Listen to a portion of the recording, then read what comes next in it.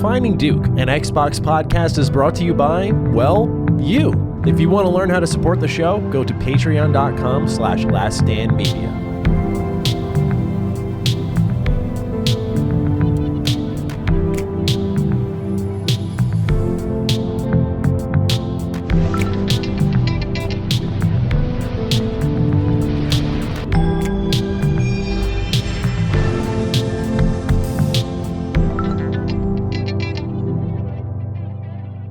Salutations, everybody. It is Matty here today, and welcome to episode 216 of Defining Duke, an Xbox podcast. Today, I'm not joined by my usual lovely co-host, Lord Cognito. I'm joined by another lovely host. This time, surprise, surprise, it's Sir Bradley Ellis of Summon Sign and Last Stand. How are you doing today? Good, sir. Welcome to the realm of the Dukes again. Wow, thanks for having me. Well, quite the intro right there. Yeah, got to give you a little spectacle, right? I know. Oh, my goodness. Good to see you, man. Yeah, it's been a long time since I've been on. Yeah. It's been since Xbox shut down 4 studios. Yeah. That's when you were last. Yeah, that's what I was on. Yeah. I am no cog, but I'll do my best to fill that energy that he leaves. You're plenty, good sir. We're happy to have you here. Obviously, the first question people are going to be asking, though, is where is Cog? Cog, I don't know if Cog's actually missed an episode since he's joined. I could be wrong on that, but I don't remember the last time this guy hasn't been here. So obviously, something's got to be up, right? Mm-hmm. So let's walk down the lore of what's happening here. Well, first and foremost, I want everyone to send some love to Lord Sav. He's one of Cog's co-hosts on the Iron Lords podcast. Unfortunately, his father recently passed away. So Cog is attending the funeral for that today as we record on Wednesday. So be sure to send Sav some love, some best wishes. But that's where Cog was. Now, Cog, knowing him, he still wanted to fit in old Defining Duke, despite his best friend losing his father. So I was like, dude, I was on the phone with him. I said, you don't got to do this. Just take a breath. It's okay. If you miss it, he's like, well, it'd be good to it's therapeutic talk games. I want to be there for the Dukes. It's like, all right, if it works, it works. His internet was shot though. He had to get a new router because I guess for Horizon, I have my head in the games part of things already. Verizon wanted him to upgrade his router, so he did that. Whole thing ended up being shot yesterday, and so he was like, "I'll let you know tomorrow, as in today, if I can still do it."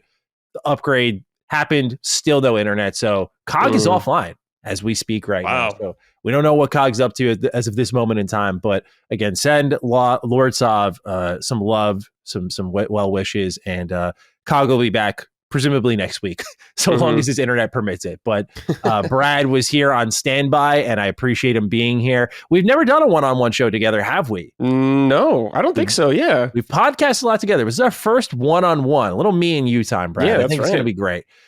We got a lot of write-ins this episode, a lot of them really focusing on the conversation around Avowed. Now, I know we talked off camera, but just so the Dukes know, Brad, have you played Avowed yet? No, I have not played it because I've been playing Come Deliverance 2. And I'm like, I'm not going to play these games that are first-person RPGs right now. I need a break. I'm going to finish Kingdom Come, then Avowed will come into the picture. But I do want to play it. Interesting. Okay, cool. Yeah, there's been it's been a good conversation online for this game, I think, because it's brought up a lot of write-ins. Can a great 7 out of 10 game or 8 out of 10 game exist in today's gaming culture? Is comparison the thief of joy? Things that I think you'll still be able to touch in on, even if you haven't played the game at all. So let's follow up on our conversation from Avowed last week, where it was, I feel bad for Cog sometimes because he came in, he's like, yeah, I kind of like Avowed, but it was similar to how me and Gene were both like, So I think next Xbox review roundup, I might have to disclude Gene so that we're not teaming up on Cog. We need someone to 2v1 me at some point. Yeah. For Cog. But nonetheless, we have a write-in from Simon here. It says, good day, Dukes. Question for Mr. Matty. Can we all agree that Dragon Age is a bland piece of shit and that the BioWare we grew up with is long gone? I love this. This is just well written, well spoken, man. But regarding Starfield and Avowed, do you think you'd review these games any differently if they were made by different studios? Don't get me wrong, it's your reviews I look forward to most when Bethesda and Obsidian show up. I love the lens of an old school fan like you use to look at these games, but I can't help but feel the high bars from the past are also a detriment to your enjoyment of the more current stuff. Have a CD Projekt looks at you and he is the captain now kind of day. Simon, thank you for writing in. This has been something I've been seeing a lot when it comes to Avowed, kind of the underlying theme of comparison is the thief of joy. Now, I know this question is directed to me, Brad, but you and I have both had experience reviewing lots of games. Yeah. What do you think about prior studio pedigree having an impact on the verdict of their latest entry? I feel like it's a very natural thing to be considered, right? I think so as well. It's there. It's like, think about this. New 3D Mario comes out. Mm-hmm. You know, Odyssey came out in 2017? Let's say Switch 2 Mario comes out. It's like a 7 or an 8. You're like, it's good, but I expected more from this studio, from, Mario, the flagship. So I think it's totally something to take into consideration with the review. But now you need to let the game speak for itself, a standalone product also in the review. So I think those are factors, but it's not like, there's not like a scale of what is the legacy of this company, I would say, on a review. Every review is kind of different how you tackle that. Because I'm sure when you were reviewing this, you were like, man, I love Obsidian, some of the stuff they've done in the past, like the writing, all that kind of stuff. And you're like, well, it's kind of lacking here. Mm-hmm. So I guess it is something to take consideration, especially because you probably know people who are working on it and stuff like that. Not really. So, yeah, like one or two. Yeah, I guess when I think about it. Yeah, it was just interesting to see because I was talking to Locke about it as well, like off camera. And we were just kind of like, I wonder if some of the conversation around Avowed would be different if this wasn't like a first party game.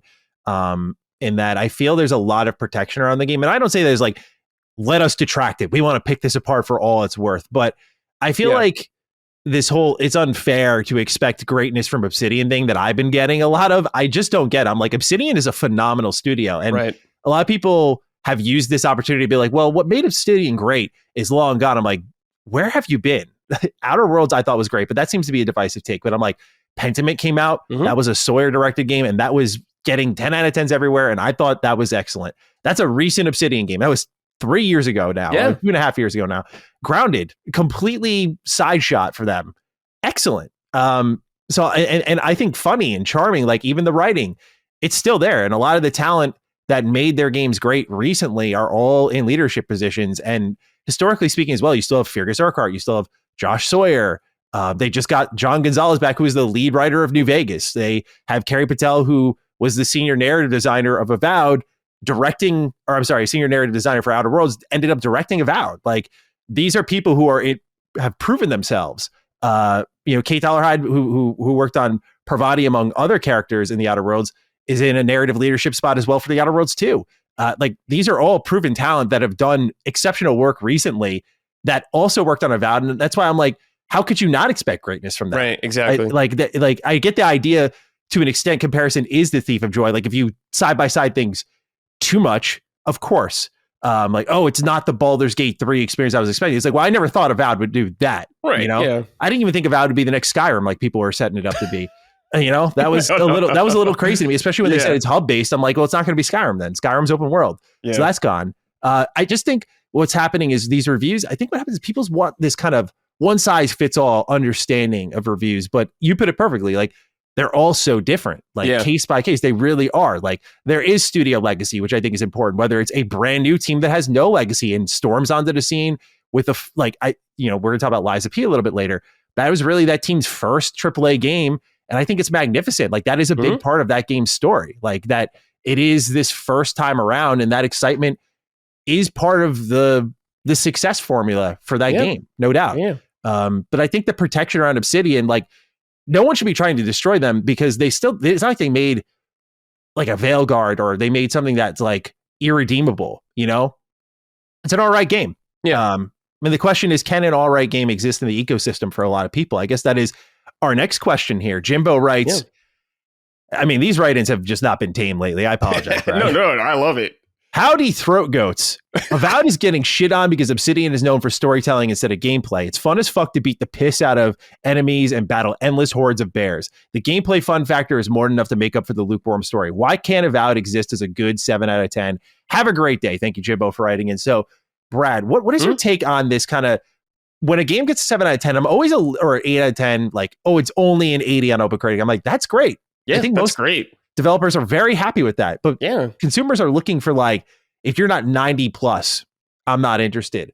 Do you think that's the nature of, like, so many games coming out, and so when you pick and choose, you just need pure greatness? Or I feel like there's always been a stigma around the 7 out of 10 game. Mm-hmm. So there's this thing when I was at Easy Allies, me and my friend and coworker Mike Huber, we've always been big on 7 out of 10s because though flawed, We still think they're good games overall. And what's exciting about a lot of 7 out of 10s is they are exciting games, often take a risk. Like, maybe people wouldn't say this is like a 7 out of 10 now, but I think Binary Domain or something like that. People like that game a lot now. Yeah. I'm just like, it's like I think of Stranger of Paradise. I'm like, 7 out of 10, but I liked it. It's got problems, but I liked it. I think 7 out of 10 is good. I think 7 is a good score, honestly. Yeah. I think 7s are cool. I do think a lot of it is, Matty, there's so much to choose for and so much demanding your time. People are very selective with what they play, which makes total sense to me. But you do miss out on a lot of cool games if you kind of just skip the 7s. I think there's a lot of good stuff there. I agree. Like I always say that like the fun of a 7 out of 10 is the experiment in it. And like for me, like I don't do number scores for this exact reason. Like, you know, this whole debating of semantics of if Avowed is a 7 out of 10 or not. That's why I just like, should you buy it or download it or whatever it may be? Like that's my verdict. But something like an Avowed, you know, I think it exists. Like you could exist in the 7 out of 10 pocket for like bad reasons too, right? Like I think Avowed finds itself, at least for me personally, in that category a little more so of like, this is a 7 out of 10 because I think it's very passive in everything it does, but it passes the quality bar in enough areas. Like it's polished, at least in my experience. It runs well. It looks very nice. It does play fun occasionally. It does have all of the mechanics functioning for an RPG like experience. Like it's all there and kind of checks these boxes, but none of them are exceptional. This will be a horrendous comparison, but I always say that one of the best 7 out of 10 games you can play in the last couple of years is like Sonic Frontiers. That game is horrendous in a lot of areas. Yes, you know? It is. Yeah, that's the perfect example. I was thinking that earlier on. I was like, because I reviewed that. I was like, what did I give that? And I was like, I think I gave it like a 7.5 at the time. Yeah. Like, that's a beautiful, we call it swimming in 7s, Matty. Yeah. That's where you want to be. Yeah, like it's a game that does a lot of odd things for a Sonic game, and like, you know, it's got epic music and boss fights and crazy production values at times, but it's also got like a really janky rail filled open world, and it's not like any old Sonic game. And it's like, again, like if you go and be like, this is going to be peak, bro, you're going to be disappointed. But if you go in like, this is just going to be like a different thing, like nothing plays like Sonic Frontiers, if you will. So it kind of makes it interesting and that good pocket of the 7 out of 10, which I know this audience will greatly lament me saying, you know, because I'm not trying to say Sonic Frontiers is better than Avowed, although I enjoyed my time with Sonic Frontiers way more. But the idea is, I think, you know, to the question is like, why can't Avowed exist as a good 7 out of 10? I think it absolutely can. And for a lot of people, I think it's just about value sets. Like I've learned a lot of the industry does not care about writing and storytelling and narrative structure as much as I do. That's just the reality. Like a lot of people think I've gone sour. I hate RPGs now. I'm just like, all right, whatever. This is like, you ever see that tweet that went viral where it was like the guy saying like, me, I hate waffles. And the replies are like, oh, so you hate pancakes? And he's like, well, no, that's a whole different sentence. Like, right. Yes, I have seen that. That's the game review process in a nutshell. It's like, no, I didn't like Avowed because like the storytelling companions were weak. I thought like the level scaling was broken. They fixed that in the recent patch. So I want to go in and test that out again. But they're like, oh, you hate RPGs. And I'm like, no, that's a whole other sentence, bro. Like, that's not what I said. Man, as a reviewer, sometimes you can't win. No matter what you do. It's fine. You know, it's part of the job at the end of the day. It is. But, you know, Avowed, I think it can exist in that pocket. Especially if you value the gameplay experience way more, like, I think Avowed is a great 8 out of 10 in that sort of realm. I think, but if you're looking for like classic Obsidian reactionary gameplay, I don't think you get as much of that as you really should in Avowed. Right. And a lot of the like, now that the game's been in people's hands for a little bit of time, like Marius, who's like the second companion you get, like he's one of the most flat companions I've seen in an RPG. Like I just, no disrespect to whoever wrote him. I just like, I like not good, just not immediately captivating, not interesting, not funny. He's got Marvel writing one-liners. I'm just like, this isn't good. This is not what they're known for. So I think studio pedigree obviously matters, as we talked about earlier, but this can just be like a fun little action adventure game. It really is the definition of like hindsight 2020 in a video game. I don't think any other game fits the mold perfectly like Avowed does, where nowadays, now people are going like, well, if they just market it as like an action RPG or like an action game without the RPG elements, it would have been better. I'm like, are you kidding me? Do you think if Obsidian went out and was like, we're making just an action game, people would not be losing their minds going like, oh my God, they've left behind all of the role-playing roots. Right. They're not the same Obsidian we knew. The Obsidian we know is dead. People are saying that now with an RPG they delivered that was like a little bit lukewarm for some people. Yeah. Like, it's insane to me. So I just feel like, you know, I said it on our impressions last week. I was like, there's an argument to be made that like, oh, this game could have been a little bit better with a voice protagonist because of the way just the character replies were written. it feels like you're playing as someone rather than yourself, because a lot of them are kind of tailored to being a nicer person. And I'm just like, yeah, but if I heard that before launch, I would have been like, what the fuck are you guys doing? So it's just, it was an unfortunate position from the beginning. It was a lose-lose, you know? Yeah. I think, Matty, also because this game is a first party game. Yeah. These games either get a lot of praise because of that or a lot of heat. You know, the console wars don't die. People like talking shit on the internet. Just the way it goes. And that's like for everything. So I think Avowed is just the victim right now. Well, I don't know if it's a victim by any means, but it's the hot game right now people are talking about. It's its time in the sun. So I'm really curious to see what people think about this game in like 6 months from now. How they'll feel about it. I think we'll start to see a lot more. I don't know. I wonder how people feel about it, because I know you're not too hot on it. I know Lockmort's not very hot on it either right now. I think Locke was like, he's texting me last night. I think he was angry playing. Yeah, I think he's enjoying it less than you. Yeah. He literally, I've never had Locke text me this. He said, bro, you completely undersold the writing. That's what he texted me. I was like, he was like, dude, this is awful. I was like, damn. So funny, dude.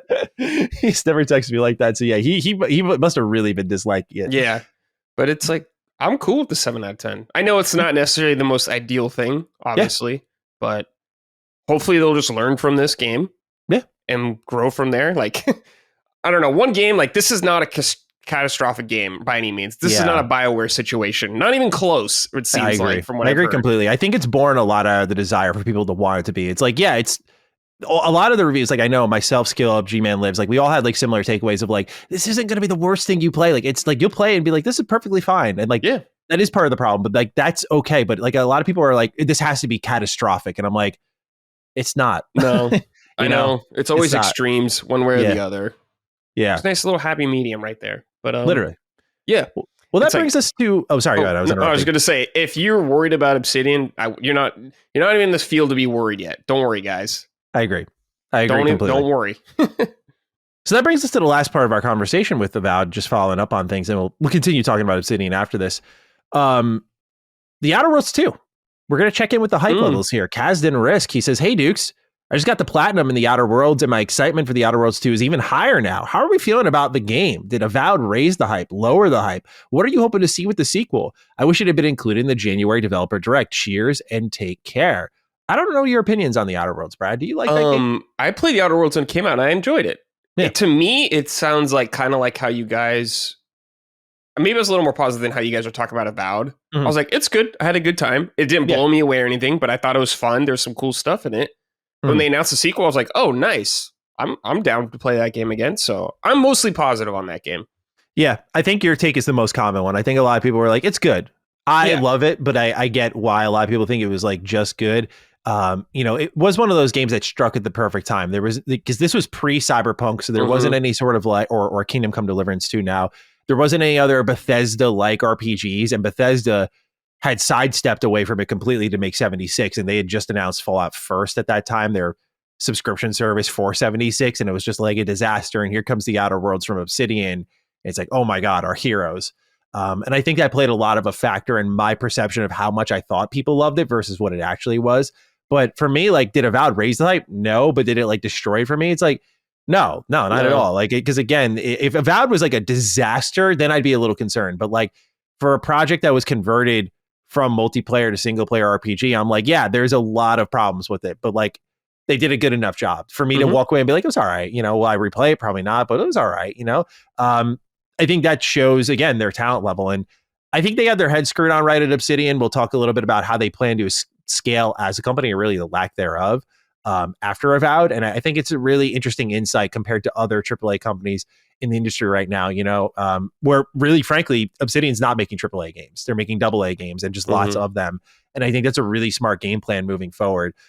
So to me, Avowed didn't really like do much of anything. If we're talking on like a technical level though, like just visuals and frame rate, polish, generally speaking, like I was perfectly happy with Avowed in that sense. And I was like, yeah, hey, this Obsidian used to be known for like a buggy style game. I feel like Outer Worlds stomped some of that out.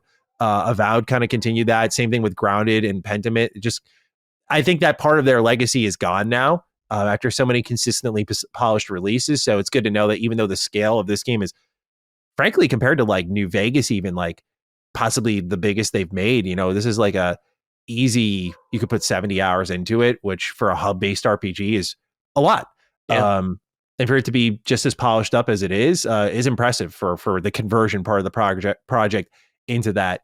So yeah, I mean, for me, Outer Worlds 2, I feel like I'm, again, as I look at someone who's more favorable towards the Outer Worlds, I look at it as a franchise where I'm like, I don't know how you fucked that one up. Like, I'm just like, that is a gold mine. Like, this just commentary on corporate greed and the sarcastic, witty level writing that comes with it. Like, you know, the side quests that they get to explore. Like, what game lets you try to collect taxes from dead people? You know, like, because their like grave fees are due. Like, I just feel that sort of shit is so dark and morbid, but hilarious at the same time. You combine that with like Fallout level gameplay mechanics. I mean, it's a game really tailor made for me in a lot of ways, but it does hang a lot on its writing. And I will say, if there's any concern, when Avowed when the Outer Worlds came out, to be fair, it does have the similar sort of static town/city vibe that Avowed has. In Avowed, I think it's way more noticeable. I think Outer Worlds does a better job holding that sort of illusion, if you will. But I will say that the Outer Worlds 2, I hope it doesn't have that same problem, because it was very noticeable in Avowed, and it felt immersion breaking and static and not like these were real places in a believable world. So if I had any concerns, it would be that. And then, of course, like, I can't just walk away from all the writing and be like, nope, no concerns at all. I'm like, I hope this isn't a sign of what's to come in their RPGs, but I trust that for a game built from the ground up as a single player RPG, the writing quality should be much better. The Outer Worlds 2, we'll see, of course. But for me, until I see reason to be fearful, truly, I'm still aboard the Outer Worlds 2 hype train. I'm all for it. Yeah, I think that's totally appropriate. Yeah. Especially because you really like the first one. So yeah. I love it. Yeah. I mean, I'm down. I'll play the second one for sure. I thought it was cool. I recommend people, if they want to know a little bit more about why I love the Outer Worlds so much, if you haven't, maybe then you have and you still don't get it, play the DLC, particularly Murder on Eridanos. Unfortunately, the one who directed that had left. So that is lost talent there. She went on to Infinity Ward to, I think, work on the RPG. I believe her name was Megan Starks. Really talented.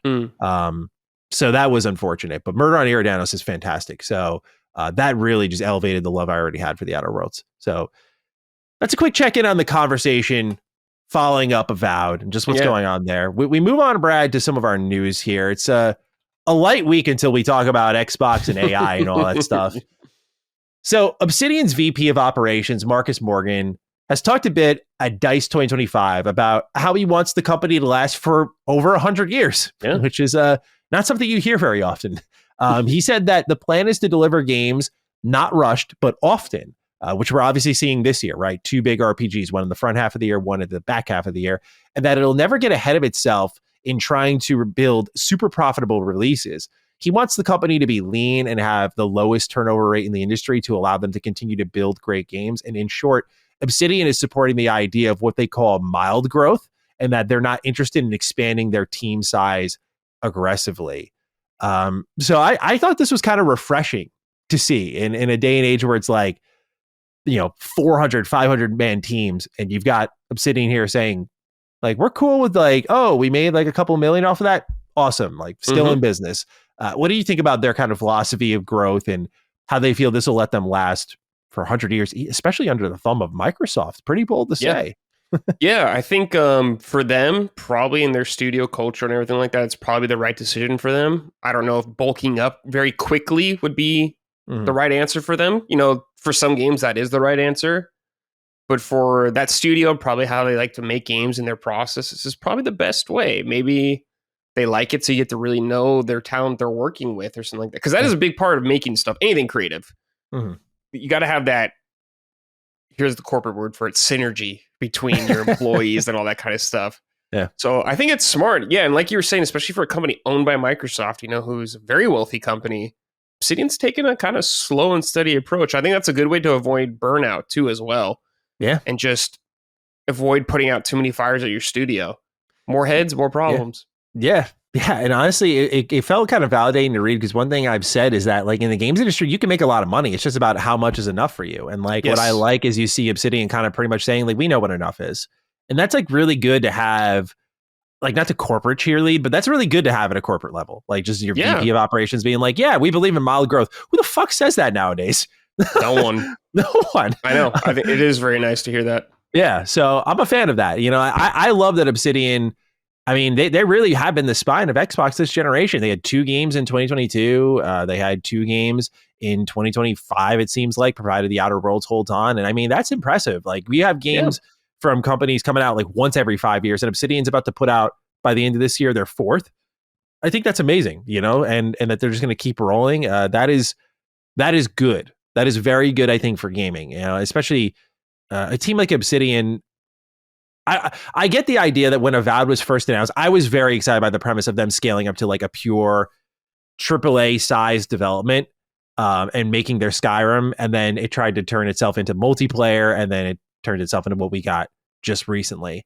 I think them trying to scale up to that AAA level of like, we're going to make the next Skyrim probably spooked them out. Like, I think they went for it and were like, oh shit, this is like not what we're built for.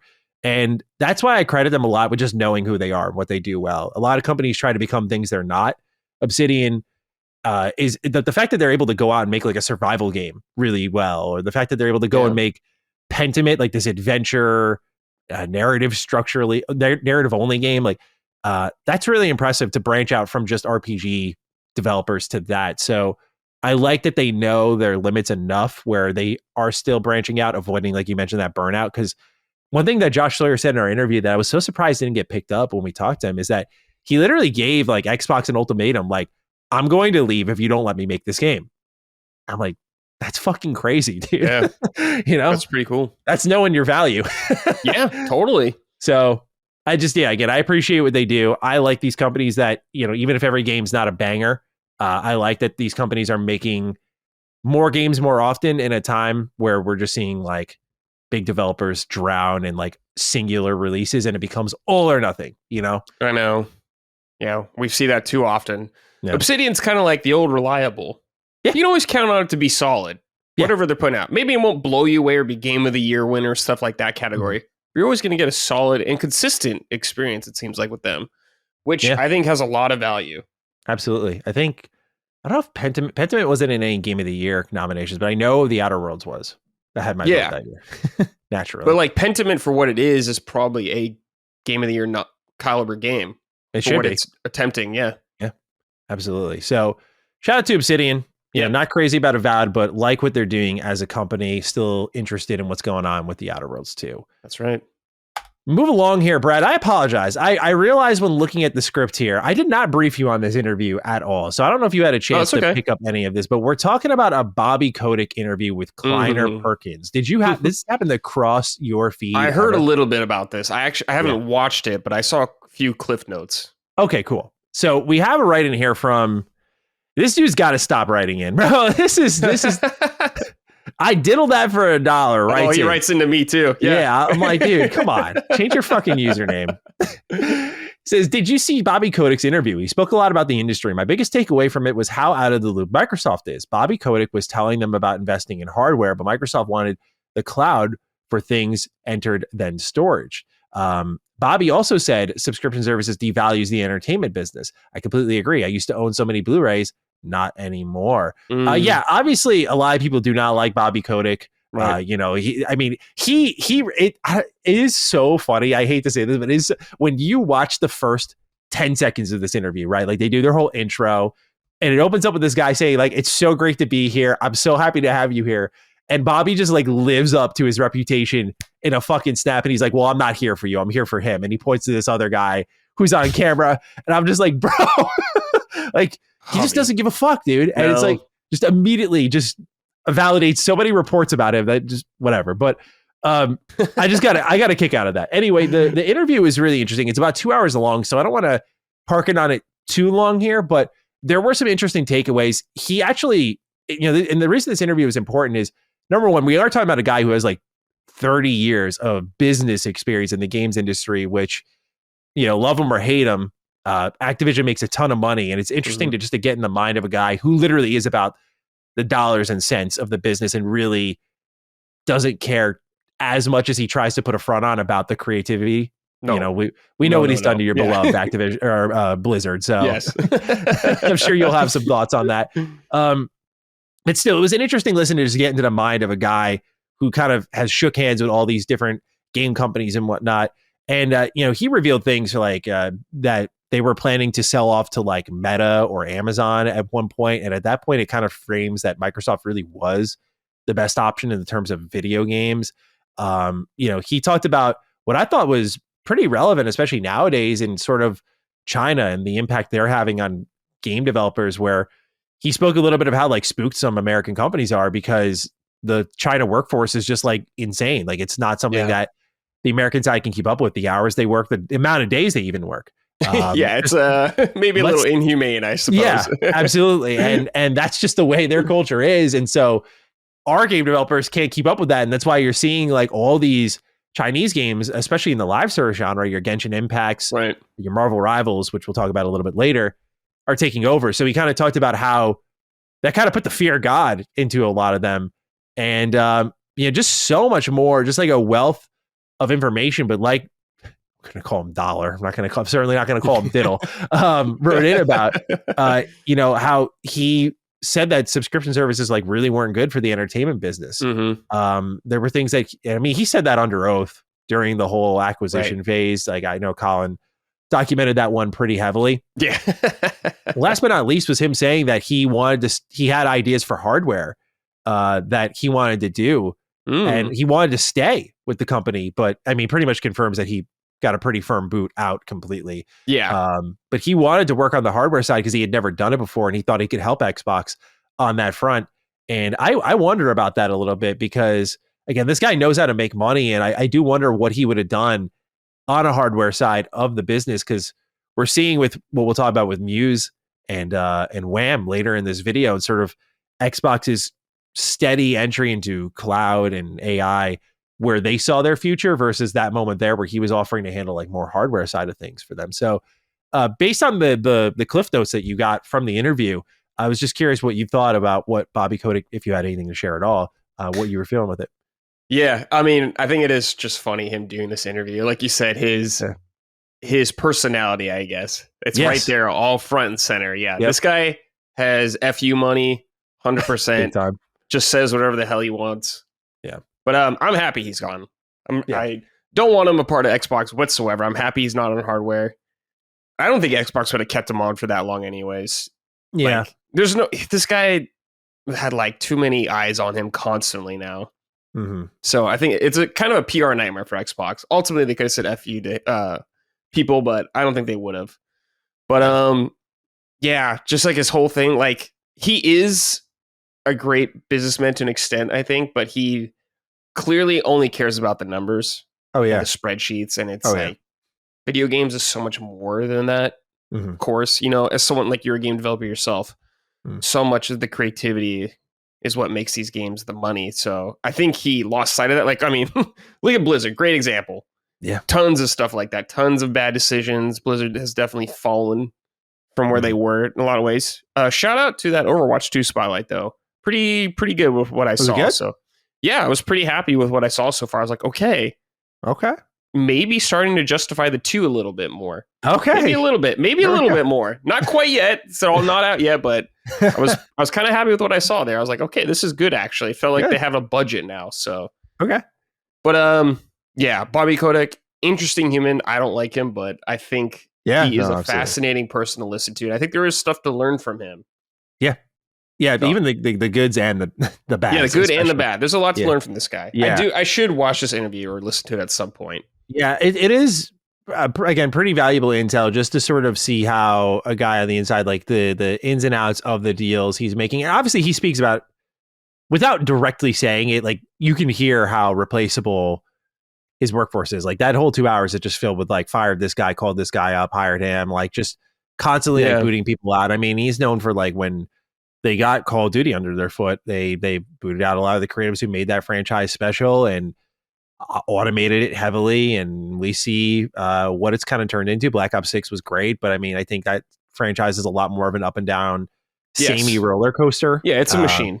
Yeah, completely. And that's his business efficiency right then and there, right? To just make that your annual moneymaker. He's going to laugh to the bank. But I mean, the gamers are the ones who are just like, all right, this is like, for me, like even something like a Black Ops 6 did not captivate me in the way that Call of Duty used to. So, I mean, that's part of what happens when you just automate a franchise, right? When it's just out there every single year. For some people, it's like that yearly, like, I wouldn't say it's guilty pleasure. These aren't really it's like tradition almost. Yeah, tradition is a better word. And so, yeah, I just thought, again, his words on the subscription service part of things was illuminating, just because, again, he knows how to make money, and if he's pretty strongly against this, then you got to wonder what numbers he was seeing with Game Pass to be strongly against it. So yeah, because his philosophy is kind of against everything we know about Xbox right now. Yeah, he said he wanted hardware. It seems like they're going to have hardware in the future, but maybe moving away from prioritizing their hardware specifically. So yeah, I wonder how long Microsoft's been in this kind of thing where they're moving away from hardware more, I suppose. They're trying to set the stage. We'll talk about it in a little bit with the MUSE stuff, but they're setting the stage. Like, we've been in AI for decades, and I'm like, yeah technically, yeah, like for sure. But in the terms of game development, this seems like a very recent push. Like, they tried to kind of slide it in a little bit with Copilot. This whole new initiative they're doing, though, yeah, like I think cloud was definitely a big part of it. That just felt like, but they did a good job kind of masking it. They were like, yeah, this is play your games anywhere, and it worked. It's great. So it's like, yeah, cool. I think the problem is they, as we'll talk about, they have a habit of putting forward ideas that have no tangible results, and so you're just left with your own emotions and reactions to it. And you're like, like, what the fuck is this? Yeah. When it comes to Bobby Kotick's interview, only other final note is that it sounds like this guy's talking about buying TikTok.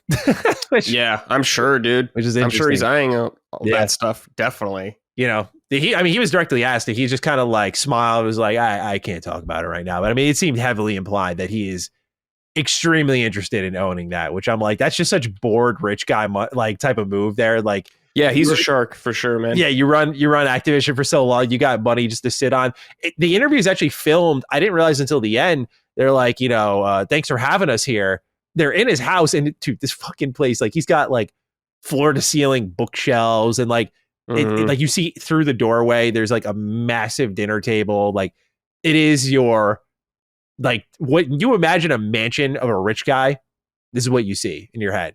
Yeah, it is insane. So this guy's got a ton of money. Now he's trying to get TikTok. So yeah, he's not real life.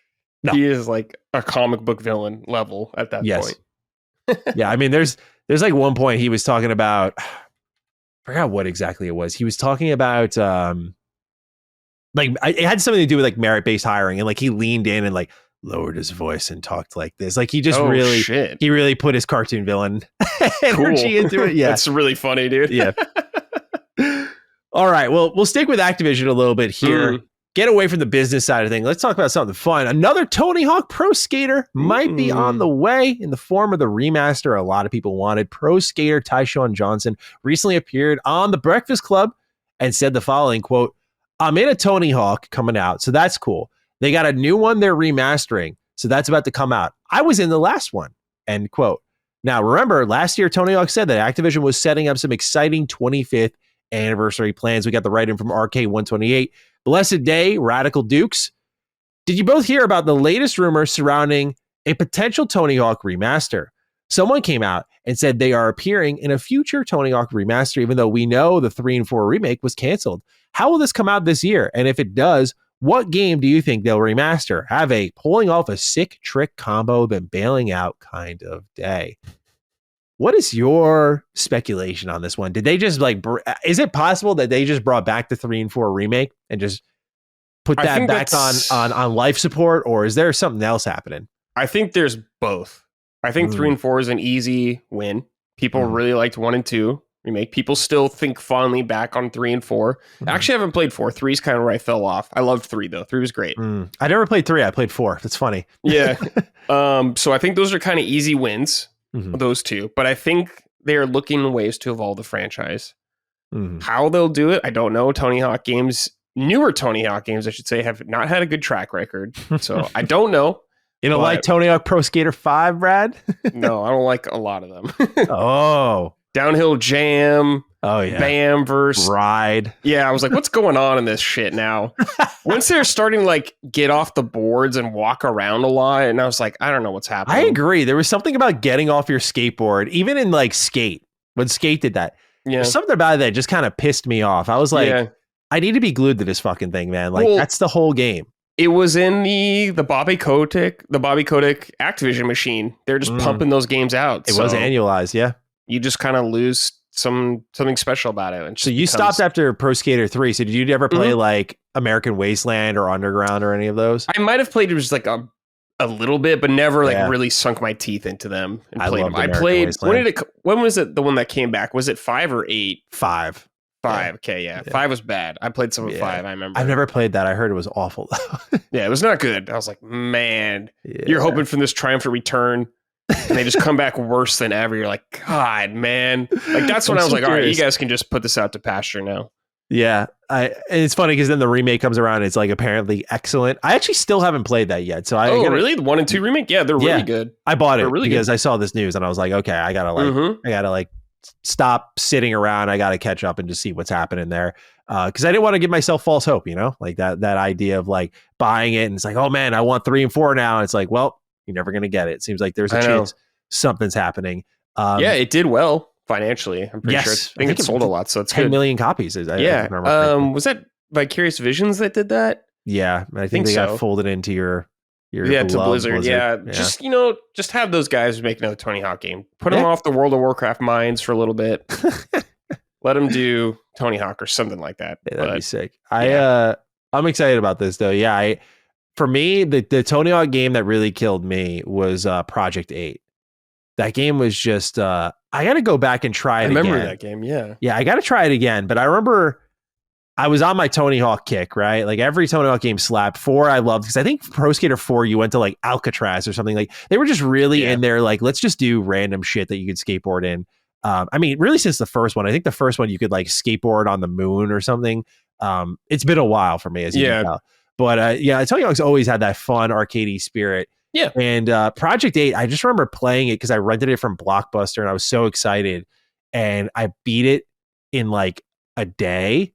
And I was coming off of American Wasteland where like, dude, American Wasteland was awesome. Like you have this like dream park you're trying to build. So you're going to, I think there's a part where like American Wasteland has like RP, like a rocket launcher that someone shoots to like. See, that's what I was talking about. I was like, what's going on with Tony Hawk right now? Yeah, they'll like let you disconnect like a chandelier that then they'll like will land in the back of a truck and they'll drive it off to your dream park and they'll like hang it somewhere. And all these random parts that you collect from like these different like fucking robberies you commit basically. You'll just make this amazing skate park. Apologies for my dog. And they'll all come together. And it's just like, that was this Tony Hawk game I adored. Yeah. Something like Project 8 though, just nope. Awful. Yeah. Was it trying to be like back to the basics kind of game or something like that? I think it was trying to keep it a little simple for sure. But I just, I personally wasn't feeling it. I mean, I haven't heard good things about it. So yeah, like childhood, like disappointment, not good. Yeah. Not good. Not good at all. Yeah. Tony Hawk, come on, guys. Yeah. Let's get back on track here. Yeah. So that's what's going on with Tony Hawk. So do you think it's going to be 3 and 4 or do you think it's going to be? I think it'll be 3 and 4 first. That just seems like the safer bet. It's like the old test with the remaster to see interest level in the IP, like Capcom does with a lot of their stuff with Onimusha. I mean, it's been a while with Onimusha, but we're getting 2 now and a new Onimusha, so that's good. And I think it's just like a cheaper way to test the waters, especially with games people like already. But I definitely think they look at their IPs and they're like, what can we do with these IPs? So I think Tony Hawk has potential. I don't know about Guitar Hero coming back. I don't know if that has potential yet, but Tony Hawk, I think you could still make fun. You just got to set your expectations correctly when funding it, I should say. Absolutely. So fingers crossed it's great. Fingers crossed is what we're looking for. That would be absolutely excellent. But nonetheless, it seems like a new Tony Hawk Pro Skater is on the way. Looking forward to learning more. There was a rumor that it was going to get like shadow dropped at like the summer showcase or something like that, which that'd be cool. Yeah. That'd be really awesome. It'd be interesting to see after like Hi-Fi Rush and just like how everyone thinks like that game flopped because of the shadow drop that Xbox would shadow drop. I guess Koei Tecmo alongside them, like Ninja Gaiden 2 Black and then a Tony Hawk Pro Skater game. But Stranger things have happened. I think with Tony Hawk, though, at least it has familiarity. People know what it is right off the bat. You're not trying to sell a brand new IP to people. I feel like it'd be short-sighted to actually do a shadow drop, though, because I'm just like, that's the thing that you market, and it's like Tony Hawk's back. Like, the thing you love is back, and I just feel like that sells itself at that point, right? Like, just spreading the word on it. Maybe I'm wrong. What do I know? Even if you don't shadow drop it, maybe it comes out like soon. Yeah. A couple weeks maybe or something like that, or a month. That's a little lead up. Yeah. You know? All right, Brad. Let's talk a bit about Xbox's next console. Just a little update here from Jez Corden. He says, quote, I've been told recently that Xbox's next-gen console hardware has now, moved past its early pitch stages and has been fully approved and costed all the way up the chain, end quote. So one more console for good measure. Brad, what are your hopes and dreams and expectations from a release date to feature set? Like, I just feel like this thing could be anything at this point. Yeah. Like, it could be the PC in your living room that we always wanted. This could just be traditional box. That's it. Will it have a disc drive? Will it not? I don't think it will, but no. What are our thoughts on Xbox's next console? Yeah, I definitely think there's no way this is going to have a disc thing, at least. Yeah. Maybe you can attach one separately, like the PS5 Pro or something like that. Mm-hmm. But it's like, I think they've already been getting away from it more than anyone. You can't even buy Xbox games in like Target anymore. So what's the point? Yeah. That's crazy. I didn't know that. I don't know, man. It's been so funny thinking about Xbox. We've been hearing rumors about their console. People thought it was going to come out in 2026, like their next console. It's like, no, it's not. I don't think so. Not anymore. Yeah. A year from now, probably, or a year and a half from now. I doubt it. Yeah, I'd be surprised. But yeah, I definitely think they'll do one more. I think there'll be two models probably again. I think they're going to do the S, X, maybe not the same exact thing. Maybe the handheld will be like the S version or something in their next console. I don't know. Or maybe they'll do 3. And I'm really curious if they're going to have partners making their own Xboxes as well, like other manufacturers. That was kind of a rumor for a while. Who knows if that's going to happen or not? And whatever this whole thing about Phil getting storefronts on other consoles, like if they got Steam on Xbox, that'd be really interesting. That's a huge selling point for me, bro. That's a built-in between my Xbox and Steam libraries. If I had both of those in one place, that's like almost all of my library. It's like the Steam box or a Steam machine, like all that kind of stuff. That could be really interesting and a selling point. I think they got to nail backwards compatibility, whatever it is. Honestly, that's the one of the big reasons I still have my Xbox Series X. I don't play on it very much, but having like backwards compatibility, I'm like, oh, Rare Replay could play on that stuff. Lost Odyssey. It's like, hey, man. I'm keeping this stuff for them. So you got to have that kind of stuff. Apparently AI is going to make all that possible, Brad. Not sure if you're right. That's going to unlock new possibilities, sir. Yeah, we'll see about that. I please get a new D-pad, guys. I hate you don't like the Xbox D-pad? I love how clicky it is. I love that even when I have my headphones on. It's the loudest controller on the planet already.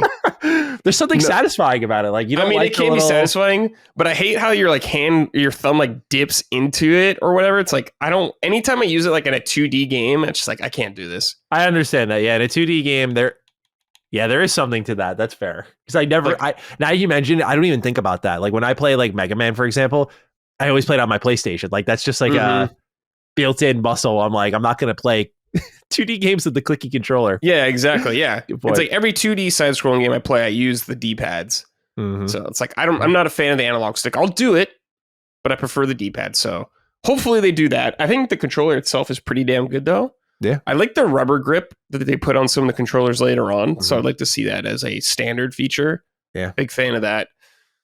I think they're going to let you use any controller on their box. Like, I really think they're going to. Oh, that's an interesting point. Yeah. DualSense support, like, you know, just buy this thing, play your games here. Like, you can use, you know, if you already have your PlayStation controller or Switch Pro controller, even. Like, I wonder if they can make that compatible. Just like whatever.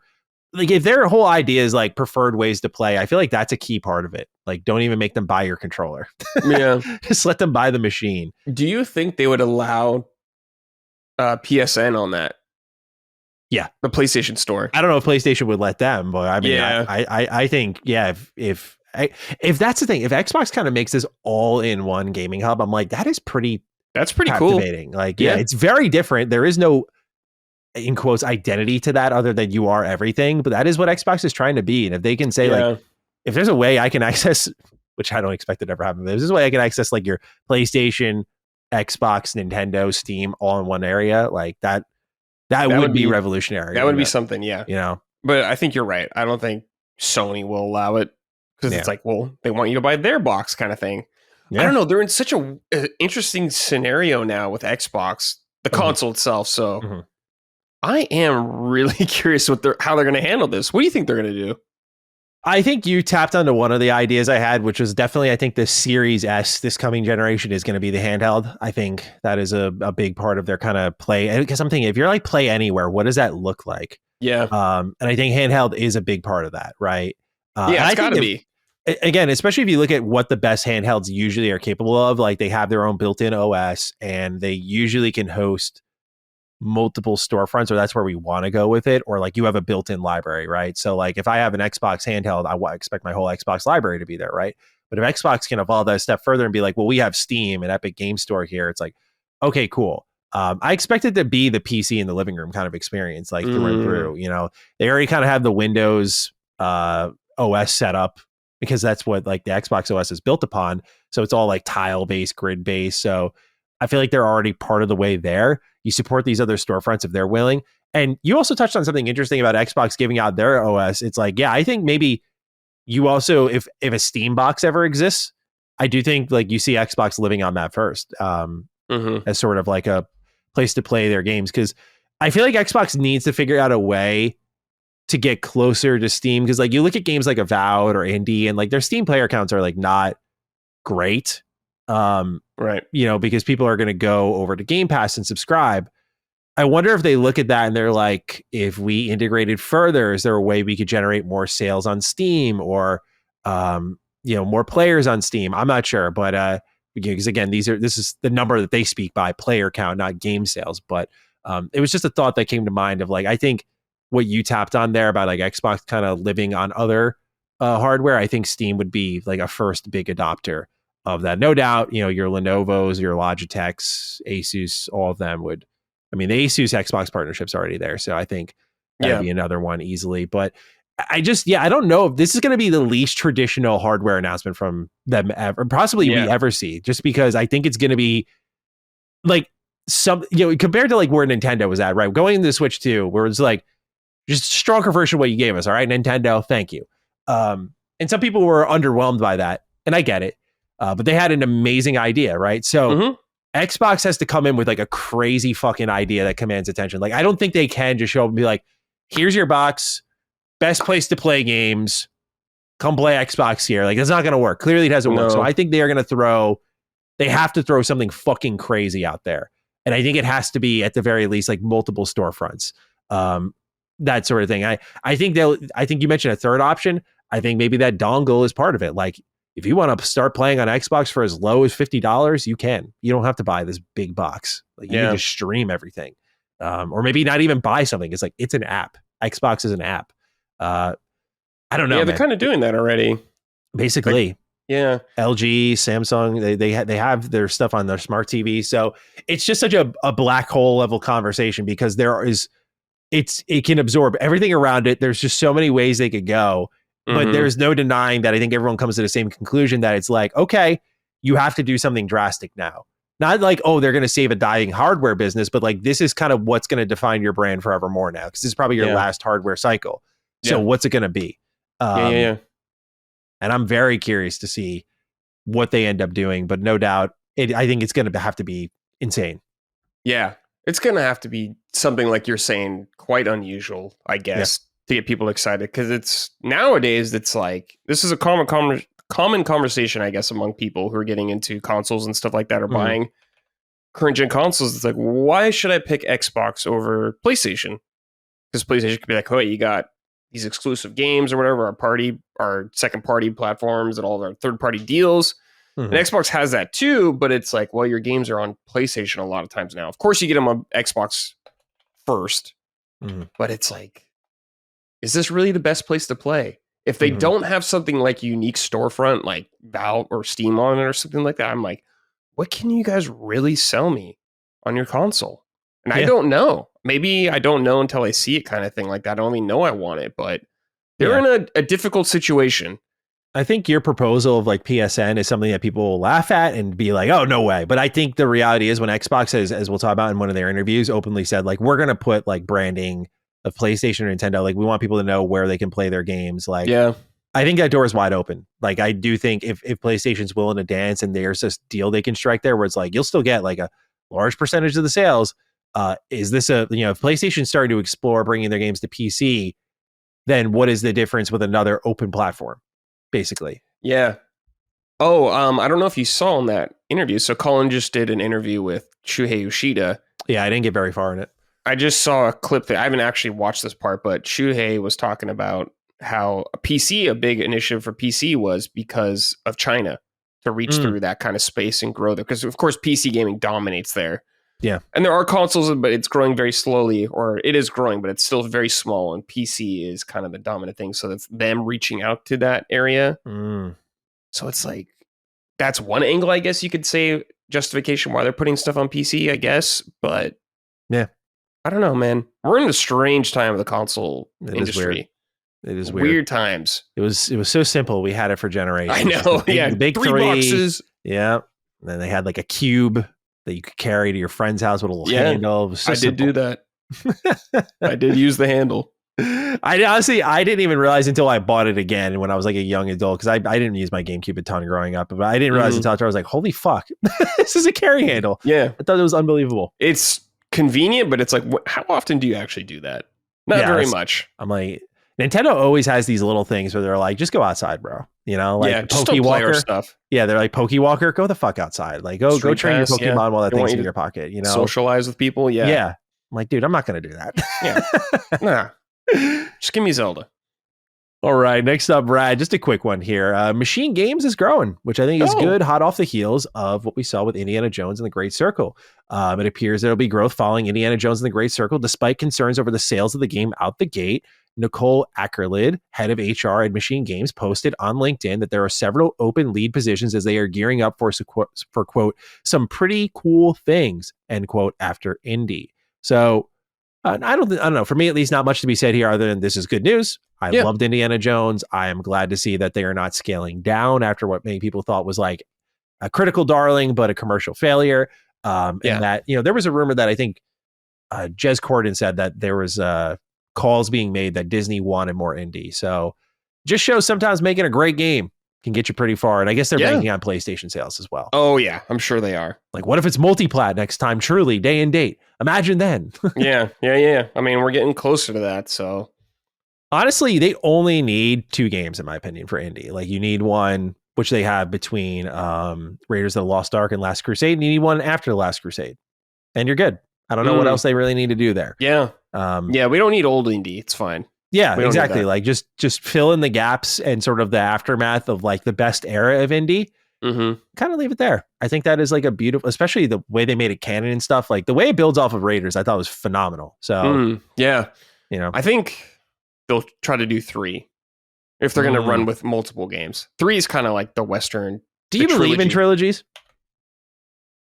Not necessarily. Like I don't believe in them, but it often feels like once you start a 2, they design it to be a trilogy. Yeah. More often than not, I would say. The more I think about it, I'm like, I think trilogies are almost like a bad thing. There's number one, the failure to deliver in some way, shape, or form. There's always a weak link where like a two-part story can be really powerful all the way through. I feel like trilogies are just like a concept of the entertainment industry, but no stories. There will be, like, I think of Mass Effect. Like, Mass Effect to me is a fantastic trilogy. Even that, by the end, it's like a lot of speed bumps, I'm sure people could point out better trilogies, but yeah, I've become not a big believer in trilogies. So I hope they keep it to 2 because I think it fits really well. Sure. Yeah. I don't know if for games necessarily if it's essential. I think of like some movies, Lord of the Rings, perfect trilogy or something like that. Yeah. Maybe like the ideal example, but even like the old Star Wars or something like that, or even the prequels, so it's always a trilogy usually. That's true. The movie side of things does have it figured out. Indie even, but some people don't like Temple of Doom. That's okay. I like Temple of Doom. It's a good movie. I think it's good too. It won me over by the second half. So yeah, so, dude, so cool. Heart rips and all that stuff. The minecart, some Donkey Kong Country section. Yeah, it's complete Mortal Kombat cross Donkey Kong Country. That is very up your alley. It's a shame it's not DK64, am I right? Oh, yeah. Yeah. Next up here, Brad, you're going to have thoughts on this one. We got updates on some leaked Final Fantasy remakes. Nate the Hate has reported that Final Fantasy IX remake and Final Fantasy Tactics remake are both still in active development, but we won't be seeing Final Fantasy IX until at least 2026. Now, if this is believed, Brad, this has been leaked for a while, since like years. The NVIDIA leak Bible happened, right? Yeah. It's been around for a hot minute. What are I don't even know. Where do you stand on Final Fantasy IX? We've talked about this, I know. It's my second favorite. 7's my favorite, and 9 is my second favorite. Yeah, I love that game. And 3, my third favorite can kind of switch around, but those two are always like my top two, no matter what. So yeah, I adore 9. Okay, cool. So you're like me. This is like the remake. Like I love 7 remake. I love 7, everything about 7, but like 9, I'm just like, oh my God, I can't believe they're gonna do it. Like, yeah, this is crazy. It's surprising to me because I'm like, I love 9. And I know people love 9, but it's like, I'm surprised you didn't make something else. 10 even. I know 10 is a remaster. 10 is huge, I think, in Japan as well. And of course 6, but I have a feeling this remake is going to be much more similar to the original.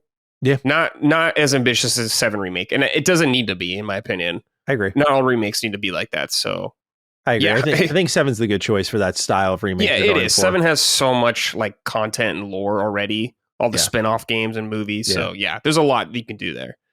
But 9, pretty standalone. Do you think they're going to go back to like traditional turn-based with that one?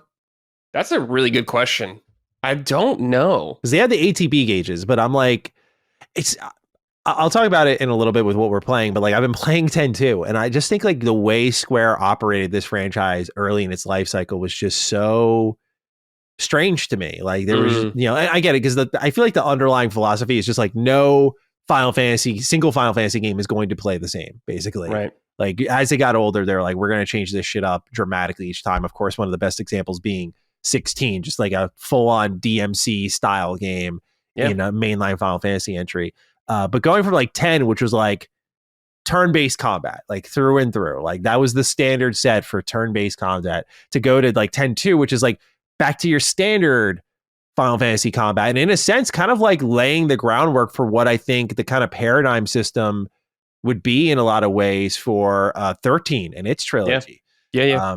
It's just such a like, or going from narratively what you did with 7, such a powerful game, to 8, where like the front half, in my opinion, felt like, wow, they're taking this seriously. This is great. And then the second half, you're getting shot to the moon, and they're just like, fuck it, we're done trying. Like, I feel like they almost are so passionate during that era of just like, we need to have a fuck it game, just get it off our chest. Like we need to stop taking this seriously. So I'm wondering with like Final Fantasy 9, like what style of gameplay they go for, because I feel like, do you think ATB gauges work nowadays, or you just polish up those visuals?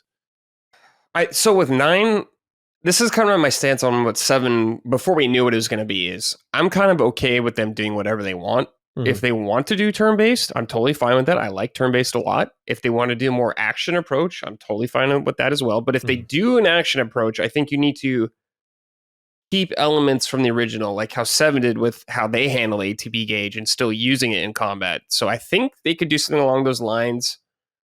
I don't know if they will, because like I'm thinking of 9, and I'm like thinking about what kind of art style they could do for 9. And 9 is a very, like the original 9, like everything's chibi pretty much. All the characters are chibi characters. They're very like doll like, I would say. So it has a much more cartoony or unrealistic style compared to like 7, 7's very like anime, I suppose. Final Fantasy 9 is more like storybook to me. Yeah. It's visuals and stuff like that. Yeah. So I wonder, they're going to have to incorporate the combat with that. I really don't know. I just didn't think they would.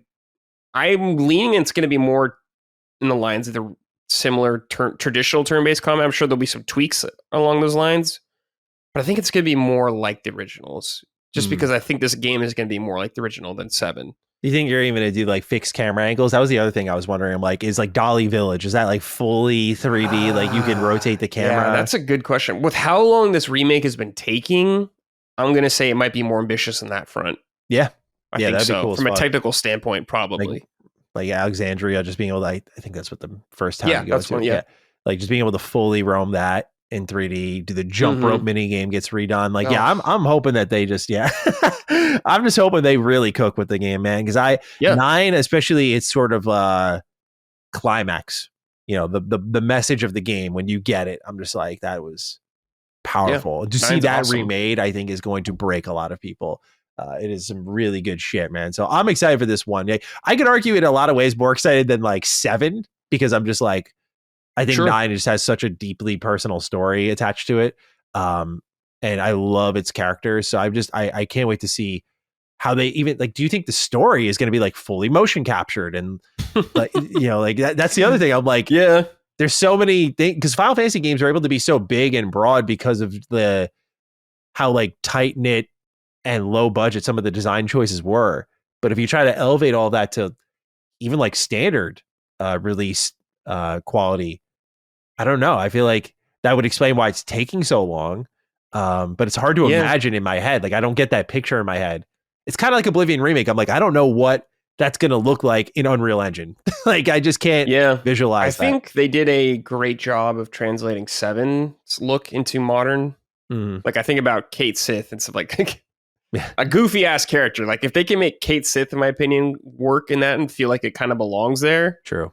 I'm pretty confident in 9. I mean, it's probably not gonna be the same teams or anything like that, but Square's been learning a lot, in my opinion. I think Final Fantasy is on the rise and has been for a little while, so I feel pretty good about it. Especially, I don't know if this is a good sign for how long it has been taking, if that's good or bad, if they reboot development at some point. Maybe, well, I mean, 7 they rebooted development on that as well, so they did. Maybe it is a good sign where they're like, okay, no, we can't tarnish this legacy right here. We have to nail this kind of thing. So it's just really exciting because we don't know anything about it, Matty. Yeah. You and me are just like, what's it going to look like? What's it going to play like? There's still a million questions. Is it going to be fully voice acted and all that kind of stuff? What's Queenie going to sound like and all? Steiner better sound cool or I'm going to be mad. Yeah. So I always imagine him sounding like Raccoon from Dragon Ball. Yeah, he kind of could. Yeah. Raccoon, just some idiot. Yeah. Vivi. Yeah. Exactly. So we'll see. Do you think it gets? I've been saying I think it gets revealed at like the Nintendo Direct, but I'm like a little gun shy. Yeah. You think? Okay, I'm like. Well, I don't know if it gets revealed there, but like it'll be on Switch too. I think immediately. Yeah, it should be. You'd hope. Like this won't be PlayStation exclusive or anything like that. I don't think. Yeah, I think Square is done with that. Dude, yeah, at least for a while. We'll see about it in the future, but for now, they're third party. But yeah. I don't know. Hopefully we see it soon. It has been a long time. This Tactics thing, though. Tactics Remake is interesting to me. I've never played it, so you've never played Tactics? Okay, Tactics is awesome. Have you played like Tactics Ogre or anything like that? Anything along those lines? Okay. Yeah, Tactics Ogre I have played. Okay, so Final Fantasy Tactics is very similar to Tactics Ogre. It's the same guy. Okay. But, it's an excellent game. It's better than like the Tactics Ogre remake that you or the remaster that you probably I wasn't crazy on that one, to be honest. Yeah, it had some weird changes I wasn't too much of a fan of. But Tactics is great. Awesome game. I would personally have been happy with a port of just the PSP version that they did, War of the Lions. I know we got that on like iOS and stuff, but we never got it on PC or consoles, which annoys me greatly. But remaking it, like if they remake Tactics in like a high budget remake, that could be interesting. I wonder, because Tactics itself, its nature as a tactical game, I feel like isn't super wide appeal or mass appeal at any way. Like a tactics game like that, no way. Like a grid-based tactics game, but I would love to see high budget. Like the tone of Final Fantasy Tactics, the story is very dark, violent. They could do some really cool stuff. Like it reminds me of 16 a lot. They could do some stuff like that. So I'm really curious to see that. Now you can't get crazy like with triangle strategy. Did you play that? Yeah. 100%. Okay. It's definitely like triangle strategy. Yeah. But like, if you make that game, it has to be grid-based combat. Like, I would think so. Yeah. Maybe they could do something that I don't think is cool, but I'm like, that's Final Fantasy Tactics. So that is like the DNA of Tactics. It's not like Final Fantasy games where they're trying to do new combat systems every game now. Yeah, you got to adhere to something at that point. That's what makes it a tactics game. But I don't know. Maybe they could do something cool where I'm like, maybe it could be like Valkyrie Chronicles, which is more like fighting 3D movement based and stuff like that. I don't know. But I'm really curious to see that, whatever they do with it. But I have high expectations for both of these games. Don't fuck them up, Square. Yeah. Don't do it. Not. couple more updates here. We'll talk about PlayStation in a moment. Some updates on their end as well. Stalker 2 is getting its biggest update yet. Patch 1.2 features 1,700 fixes, but I think more importantly for a lot of people is it includes the feature that defined the franchise, A-Life. For those unaware, this is the feature that creates the emergent gameplay Stalker is known for, where these factions are moving independently around the world, not even connected to the player. And the game managed to sell over 1 million copies without this, and people loved it. So might be something worth if you've had installed and you've been waiting for this to go and check it out now, finally. For me, this was the feature I personally was waiting for to dive back into Stalker 2, because I played 20 hours of it, I think it was, and I was like, yeah, this is really cool. Like, I love this world. I'm into sort of the exploration and the loot and the guns and the realism. Like, this is very Fallout coded in some ways. I'm here. But when I heard A-Life wasn't there, and they were like, oh yeah, this is like the core feature that defines the game, I'm like, why is that not? Yeah, it's yeah, like, why bother? I get why, because of the environment they developed it in, but I was like, well, I'm gonna wait then to finish this thing up, because I mean, I want to see what actually makes this series special, because I was already digging it without it. So now I'm excited to see it added in and what it actually does. And this is 2.0, right? This is A-Life 2.0, so it's like changing what the original did for next generation of Stalker fans. So very keen on that. Yeah, very interesting. I know Lockmort said they added something like this in December, I guess. Maybe the 1.0 version of it, but 2.0, I guess now. Yeah. We'll see. Yeah, but I was like you, Matty. When I heard about that, I was like, I'm going to wait until that game's done or ready with all those features good to go. Yeah, because I did see a similar thing about A-Life being added. But then the post on Steam mentioned that they're adding A-Life 2.0 now. Okay. So yeah, I was confused as well when I first saw it, but I was like, well, the developer's saying it on their Steam patch notes. Like, who am I to argue with that? All right. Oh, I'm sorry. You know what? I did misread it. Thank you for saying something, Brad. A-Life 2.0 fixes. Okay. Key difference maker there. A-Life 2.0 fixes. I was like, what the fuck? Okay. Not on my A game this show. I apologize. I need Cog to keep me straight here. What do we got up next here, Brad? Lost Soul Aside. Getting a physical copy. It's coming out end of May. PlayStation exclusive. And was happy to see this. At first, it was only announced for the EU. Now it's coming to the US as well. Yes. So get your pre-orders in if you want to support physical goods. But I was happy to see this. Happy to see a Noctis-like video game getting getting a little physical copy love. Very excited for that game. Yeah, I'm very excited. I played this game like 6 years ago. Oh, really? At a PSX. Yeah, it was like a PS4 version, I think, at the time. Okay, it was cool. I liked it. It's like an action game, like Devil May Cry. So it's cool to finally see it coming out. It comes out on a bad day. It comes out the same day as Elden Ring Night Ring, so that's annoying for me. Yeah, that sucks. But I'm definitely going to play it. I love action games, so very happy to support it. Yeah. Especially if it's good. I hope it's good. It looks cool. I'm right there with you. So looking forward to that. Other news in the world of PlayStation, Fairgames has been pushed to 2026, according to Jeff Grubb. Are we surprised by this after the moves around the live service initiative for PlayStation? How do we feel about the Fairgames? I don't know, man. It feels like such a disaster right now. It's like it feels like they don't know what to do with this game, or they're heavily reworking it. Yeah. Because it's like Concord was such a whiff and colossal disaster financially. And of course, it embarrassed them big time as a company. What a miss. So if they're going to put out another live service game that people saw the reveal trailer for, we didn't see gameplay or anything like that, just we saw the tone of it. People weren't sold on it right away. So they definitely went back to the drawing board. And it does make me concerned for the quality of the game, because we saw it a while ago. So I hope it's good. I'm not expecting it to be good, though. Yeah, I remember this was their show opener. Yeah. So, this is when Jim Ryan opened it. He's like, I have no doubt you're going to love what you see here. And they opened with that. I was like, uh-oh. Bad start. Uh-oh. Yeah. I try to stay open-minded on like what PlayStation's doing, but it's really just tough to support, man. Like it feels like they're just trying to make. It's kind of like what we talked about with these, when we were talking about Avowed and these kind of multiplayer to single player conversion projects. Like, you're just trying to make a good out of a bad on a corporate level, but from like the fan point of view, I don't see us winning at any stretch of this, like, at all. No, it just never seems to be like, oh, hey, this like disastrous game got reworked and guess what? Like you're gonna love it. It's like, no, like we didn't see it when it was in development. How like we're only seeing what you give us. And so I wouldn't be surprised if like Fair Games came out. It was like just a totally just decent game at best, you know? Yeah, it's fine, but that's not good enough nowadays. Yeah, because I just think their live, and I only say that because I feel like their live service initiative has not really proven reliable, you know, outside of Helldivers. Yeah, just Helldivers.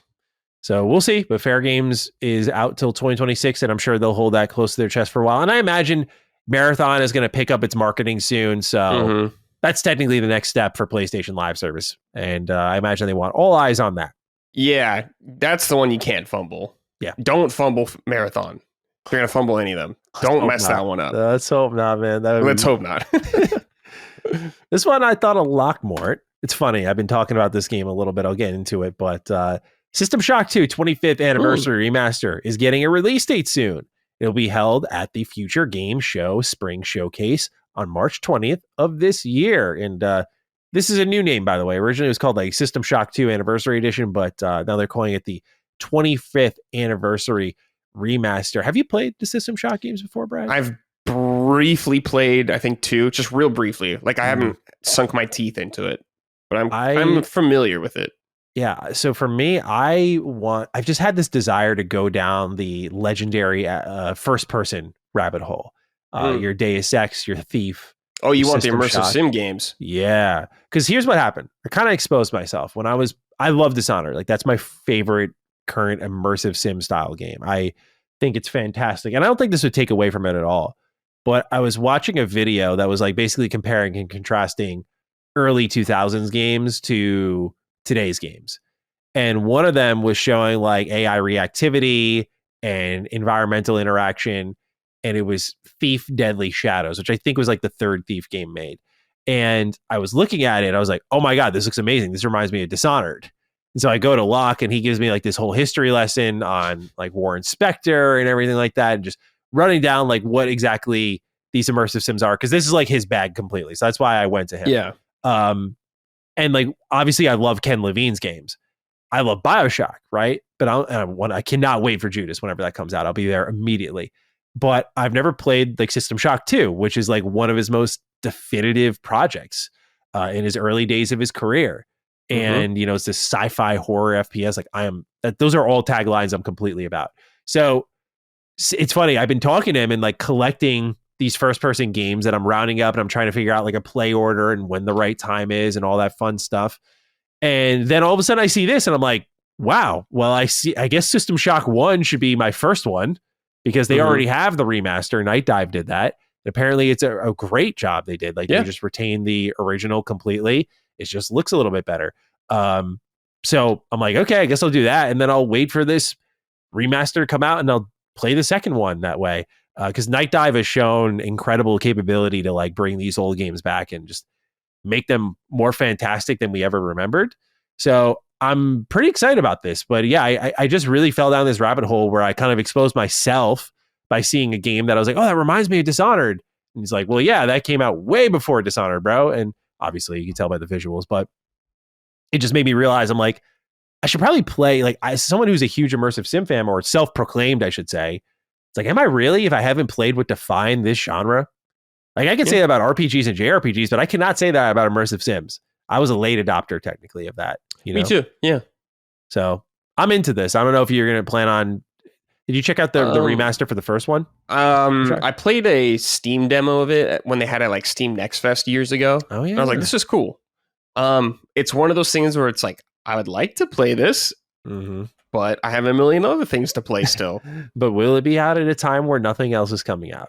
And it feels like never. It feels like that'll never happen. So I don't know. Yeah, I feel you on that. So that's what's going on with System Shock 2. We will learn March 20th when it's releasing. Maybe it'll be day and date. Who knows? Oh, yeah. Kingdom Come Deliverance 2 has passed 2 million copies sold in its last 2 weeks. In less than 2 weeks. Just amazing statistic for a game that absolutely deserves it. For comparison, the first one in its lifespan sold 8 million copies. And I imagine probably 80% of those, maybe even 90% of those were on sale. So almost all of these are full price. Pretty fucking impressive for Warhorse. And given that they made this game in the EU, they are making a lot of money off this game. Oh yeah, a lot. And I'm sure the Embracer Group is very happy to finally have a big winner on their hands. Yeah, they need a win for sure. Yeah. So, any thoughts on the sales here, Brad? Yeah, dude, congratulations to Warhorse. Really great game. We'll talk about it more in the show, but happy to see it sell well. That's very nice. Happy to see someone celebrating like 1 million sales, 2 million sales in the era of companies saying, "Oh, we only sold 3 million." Only. Yeah, in like a month. And it's like, okay, guys. Yeah. So Absolutely. Happy to see them celebrate and be successful. Agreed. 2 last bits of news here. Both not great news. One goes to the Funko Fusion developer 1010 Games, who has reportedly been hit with layoffs following what is internally considered, quote, a complete commercial and critical failure, end quote, for their last game. 20 workers have been affected by these layoffs. And I remember when Cog and I went to the Gamescom LA event that Xbox held, this was like this one and Atomfall were like the standout games that were just not good. And so I'm sad to see the layoffs, but I'm also not surprised the game didn't resonate with like critics or fans alike and ended up not selling. What are your take on Funko Pops, bro? Like, I hate them. Yeah, I'm not like a big Funko guy where I'm like, I'm very surprised this got the green light. Like, I feel like Funkos were very early 2010s. Like, you'd get them in your loot crates. Those were also more relevant at that time. You'd be like, oh, cool, Funko Pop. And like, that was a cool little thing for a year. But now we're in 2024 is when this game came out. They greenlit a third-person shooter Funko Pop game. Yeah. This game's 10 years too late. Yeah. Maybe even longer. Too late. Yeah, maybe even longer. I hate Funko Pops. But zeroed. Do you remember Gears Pop, man? I remember that trailer at like one of their showcases, and I was like, oh no. I forgot about that. Holy shit. Yeah. Yeah, not good. Not about Funko Pops, man. Yeah. You don't want to see people get laid off, but this seems like this was made by like higher ups or something. This is what it feels like. People who were out of touch made the decision for this game. I have where I used to live, a local like card shop, comic shop. They also sell some manga, but they sell Funko Pops there. And bro, those shelves are always like pristine. Like they're always just end to end, perfectly stacked. Why is that? Because no one touches them. Yeah. Because no one buys them. I'm like, who buys these, bro? Like I don't even want to hear someone say like, oh, it's for a little kid. I'm like, you can't buy them in action figures. They're cheaper and they're better, you know? Yeah. They look way better. Yeah. And it's like, if you're collecting a lot of like figures now, like you're not buying Funko Pops, you're buying like nice figures, stuff like that. So why bother? Yeah, we're here for Nendoroids. That's right. Nendoroids are awesome. I have a bunch of those. Those are great. All right, last bit of news, Brad. We'll get into what games we're playing, of which we have some similarities. Mm-hmm. Visionary art director Viktor Antonov has sadly passed away at age 52 this last week.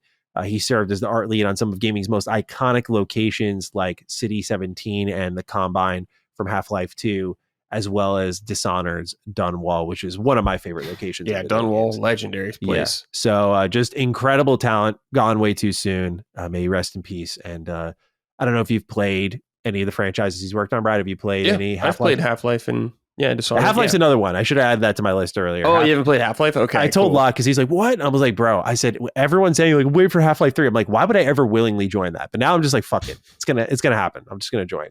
But this is very sad passing. You know, these are tremendously iconic locations that are just so memorable, especially for me. Like Dunwall, the whale oil, the way like it's all powered. It's pastel yet mechanical art style. I don't know. They called it whale punk. Whale punk, yeah.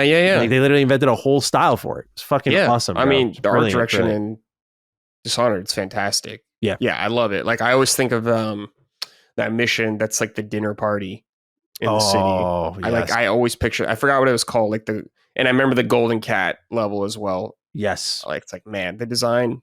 Yeah. Dunwall is such an awesome place to explore. I agree. I almost wish we got like more of it in a more open setting to really explore it. But do you play Dishonored too, right? Oh yeah, I love Dishonored too. Yeah. Finally, someone here who gets me. Yeah. I think Dishonored 2 is incredible. I think. Yeah, the level design, bro. My God, Karnaca. You could just live in Karnaca for like fucking 8 hours, just going through every building. The Clockwork Mansion. Yeah, there's so much good design in that game. Yeah. It's such a shame that game did not like fly off shelves. It bums me out, man. Like that. And Prey is another example. Prey had like excellent level design, great narrative chops. Like that's one that just unbelievable. Yeah, it sucks. These great games that just don't sell well. Yeah. Then we get Redfall. Yeah. Yeah. Just like, fuck. Isn't it wonderful? We love this here. All right, Brad. Well, let's talk about things we do love. Maybe. Let's talk about what games we're playing. Yeah. Love to hear from you first. You got 2 really great ones to pick from here. Are you going to talk about Night Rain first, sir? Yeah, let's talk about Night Rain. We got a little write-in then, so I'll set us up. Oh, yeah, go ahead. Yeah, and then you'll kick it over to you. Sorry about that. The Uncharted Wolf says, "What's up, Dukes? Either you check out the Elden Ring Night Rain beta or hear people's impressions. I'll admit, I went in skeptical, but after playing, I'm absolutely obsessed and I'm counting down the days until May 30th. I know Cog thinks FromSoft is a horrible company that needs to be shut down, and Matty has never complimented FromSoft despite liking them, but I implore you guys to try this game when it comes out. Have a we love spreading misinformation kind of day." Damn. You guys talking shit on From Software on this podcast? No, dude, that's the thing. When I read it, I got to say, I was like, this has to be satire. Just by the final line, I was like, this has to be satire. So like me liking FromSoft and just saying, like, it's all right. Never. Brad, let's hear your thoughts. Elden Ring, Night Rain, different style FromSoft game. What are our thoughts on this one? Yeah, so I'll keep it kind of brief because I went in pretty depth with it with Dustin on Summon Sign. We talked about because we both played it together. But I was pleased with what I played. You know, the idea of a multiplayer focused Elden Ring game is a strange concept to hear right out when you're like, you see the trailer, you're like, okay, this looks cool, but I'm not sold on it necessarily yet. Especially when you see things like, here's this Fortnite circle that closes this battle royale circle. Here's loot that's color coded and all that kind of stuff. And it's like, okay. But once you get into it actually, and you start to get the flow of the game and play a couple rounds, you're like, okay, there could be something here, especially because it's $40. It's not going to be full price. So that's a nice selling point right off the bat. But yeah, it is it's not a battle royale. It's like a roguelite co-op battle royale-esque kind of thing. It has like a lot of the battle royale trappings in the sense of loot. You get dropped in off eagles. You know, you're not jumping off a battle bus, but you're dropping off on eagles. Close enough. Yeah, close enough. You are going through this area, which is Limgrave from Elden Ring. That was the map that was in the beta. I'm sure there's going to be more, but it is not the same exact Limgrave that was in Elden Ring. It is rearranged differently. Stuff is out of order. But you land here, you and 2 other players, and you go through there, and there's tons of loot to grab. It's color coded. You know, the purples, the greens show the quality of the weapons. What's cool is you can equip any weapon with any character you play as. You play as 4 separate characters. They are named characters. They are not characters you make like traditional From Software. So they are classes. I'll get into more of that later. But you can pick up anything you want. So like if you're the magic character, you could pick up a giant club and use it just fine. You don't have to worry about weight hampering you down like other games. You don't got to worry about those kind of stats. And these weapons have random weapon arts on them, or whatever they're called in Elden Ring. I always forget what they're called, but they're like weapon arts from Dark Souls 3. Maybe this one will have like a frost stomp or something like that, or this one will shoot a laser beam out of it. That's all random. Some like the affinities on the weapons like bleed, frost buildup are random as well. So you can keep an eye out. You can hold 6 items, I believe, so that you can swap around. Yeah. Go through the map. If you run around, there are optional bosses to fight if you want. And a lot of them are bosses from Elden Ring. There's some bosses later on that are from other FromSoft games, like the Nameless King is in there. The Centipede Demon from Dark Souls is in there. Yeah. So you go around with the squad. What's interesting is I'm not sure if it's better to split up or stick together yet. Because if you split up, you guys can cover more ground and get more souls, which you use to level up. Because there are sites of grace, and they are very streamlined. This game is very streamlined compared to a lot of From Software games. And I think it works because you are on a time limit. So when you level up, you just jump a level. You don't put stats in anything. It just all goes up at one time, which I think is the smart move because you don't want to be sitting there for 20 minutes thinking about your build and stuff like that. Yeah. There's shops you can go to, merchants to buy stuff from, like talismans. Like you can get some spells on there as well to keep in mind. Shields. You can upgrade your weapons. That? Was I stupid? I couldn't find the shop. I found some shops. Yeah, there's like the ghostly specters. There's usually find these. Where the hell were they? They were in the hub. Usually I guess, right? by like the upgrade vendors. Did you ever find or the upgrade stone, like the anvils to upgrade your weapons? Oh, sorry, you're talking in match. I'm talking about not in the round table hold, not in the hub. Yeah. No, I think there will be, Matty. Yeah, they said there were. I just couldn't find it there because you get these runes after you finish your run. And I'm like, oh, I want to spend these, and they're like, yeah, go to the shop. I'm like, can't find the shop. No shop yet. Okay, but there were I want to make sure I didn't miss it. Sorry, go ahead. Yeah, just for people, there is a progression like that carries over. If you die or something like that, you still get some rewards like these gems. Yeah, you could equip to characters that give them passive effects. So you definitely, even if you lose, you still feel like you made some sort of progress and you can grow from that, which is very nice. Yeah. But yeah, you can go fight bosses. And what's cool is when you defeat one of these bosses out in the world, the optional ones, you can pick through 3 rewards. Usually it's like 2 weapons and like a passive perk. Like, hey, this perk does 3% lifesteal or something like that now when you attack. So stuff to consider, especially with like the weapons you get, how you want to build out your character. So that's really fun. But at the end of the day cycle, the circle shrinks, of course, like you'd expect. And it closes or it gets very small at the end, and you'll fight a boss there, which is the end of a day. And after you beat that boss, you go to day 2. You do it all over again. Then after day 2, and you fight the boss in day 2, then it becomes like, now you fight the main boss of the run, which was this like 3-headed Cerberus dog this time. Did you get to fight him, Matty? Yeah. I fought okay, cool. Lord. Yeah. So then, you go up there and you fight him. He's like a completely new boss. Pretty cool. He like splits into 3 later on, so that's pretty fun. When his health gets low and he takes like way less damage and gets more aggressive. Wonderful time. We love that. Yeah, wonderful time. What do you expect from software? And then, you finish that as a run. So it's kind of like, I think of Monster Hunter, when you go out on a hunt, you're like, okay, I'm going to hunt this monster. Here's the menu. Yeah. And this, it looks like you pick like the certain levels. Like, okay, this hunt is for the 3-headed dog. That was the only one available. So I'm assuming later on that's how it's going to work though. Yeah. But so far, a lot to learn. Smart design decisions, I can't even speak, that I liked. Like the faster sprint was cool. I like that a lot. Yeah. You could sprint now. You don't have to worry about stamina. That's gone. And just being able to scale stuff a little easier now. You can kind of jump off walls and jump up like Sekiro almost. I think that goes a long way. Yeah. To help with traversal. So I'm a big fan of that. But so far, so good. Nice. I like the classes. I thought they're all pretty fun. The magic is the most complex one. She like absorbs elements and a little tough. Yeah. Like unleashes some magic spell depending on what elements you absorb. It's cool though. I think it's an interesting mechanic. Yeah. The Duchess is cool. She has like the clock, the stopwatch or whatever that deals a certain amount of damage that you just dealt. So you can kind of time that with other players to do some damage, which is fun. The Wilder is like the traditional sword guy. He's cool. His alt is literally the Sekiro arm cannon thing. Just blows like a huge damage thing. It's like the same exact thing. I didn't catch Bird that. Boy. Yeah. The Bird Boy's cool. He's like a Dragoon tank. His ult, he like jumps in the air and slams down like a Dragoon jump. It's very cool. Yeah. But so far so good. I'm curious to see how it'll evolve, what the longevity of the game will be. I know they're going to add DLC over time because they said so if you get the deluxe edition, but I'm curious how long they'll support it. Yeah. But I liked what I played. Matty, what did you think? I really liked it too. I kind of went in cool. like optimistic for sure because like a key thing here is like this is not a replacement for what we expect from Software, especially their output is shown like it won't be a while before we see another Souls like from them, but so as an alternative like holdover, if you will, for $40 to kind of recycle these ideas that were in these old games and experience them in a new way, like I think they're cooking right now, man. Like I'm not gonna lie, like I said in my video, I said this is what happens when you just make a game and you like game design or cook. Like you just give them all these things. Like here's our whole content library. Like we made Dark Souls 1 all the way up to Elden Ring. Like what can you do with all of this? And it's like, oh, I've got an idea.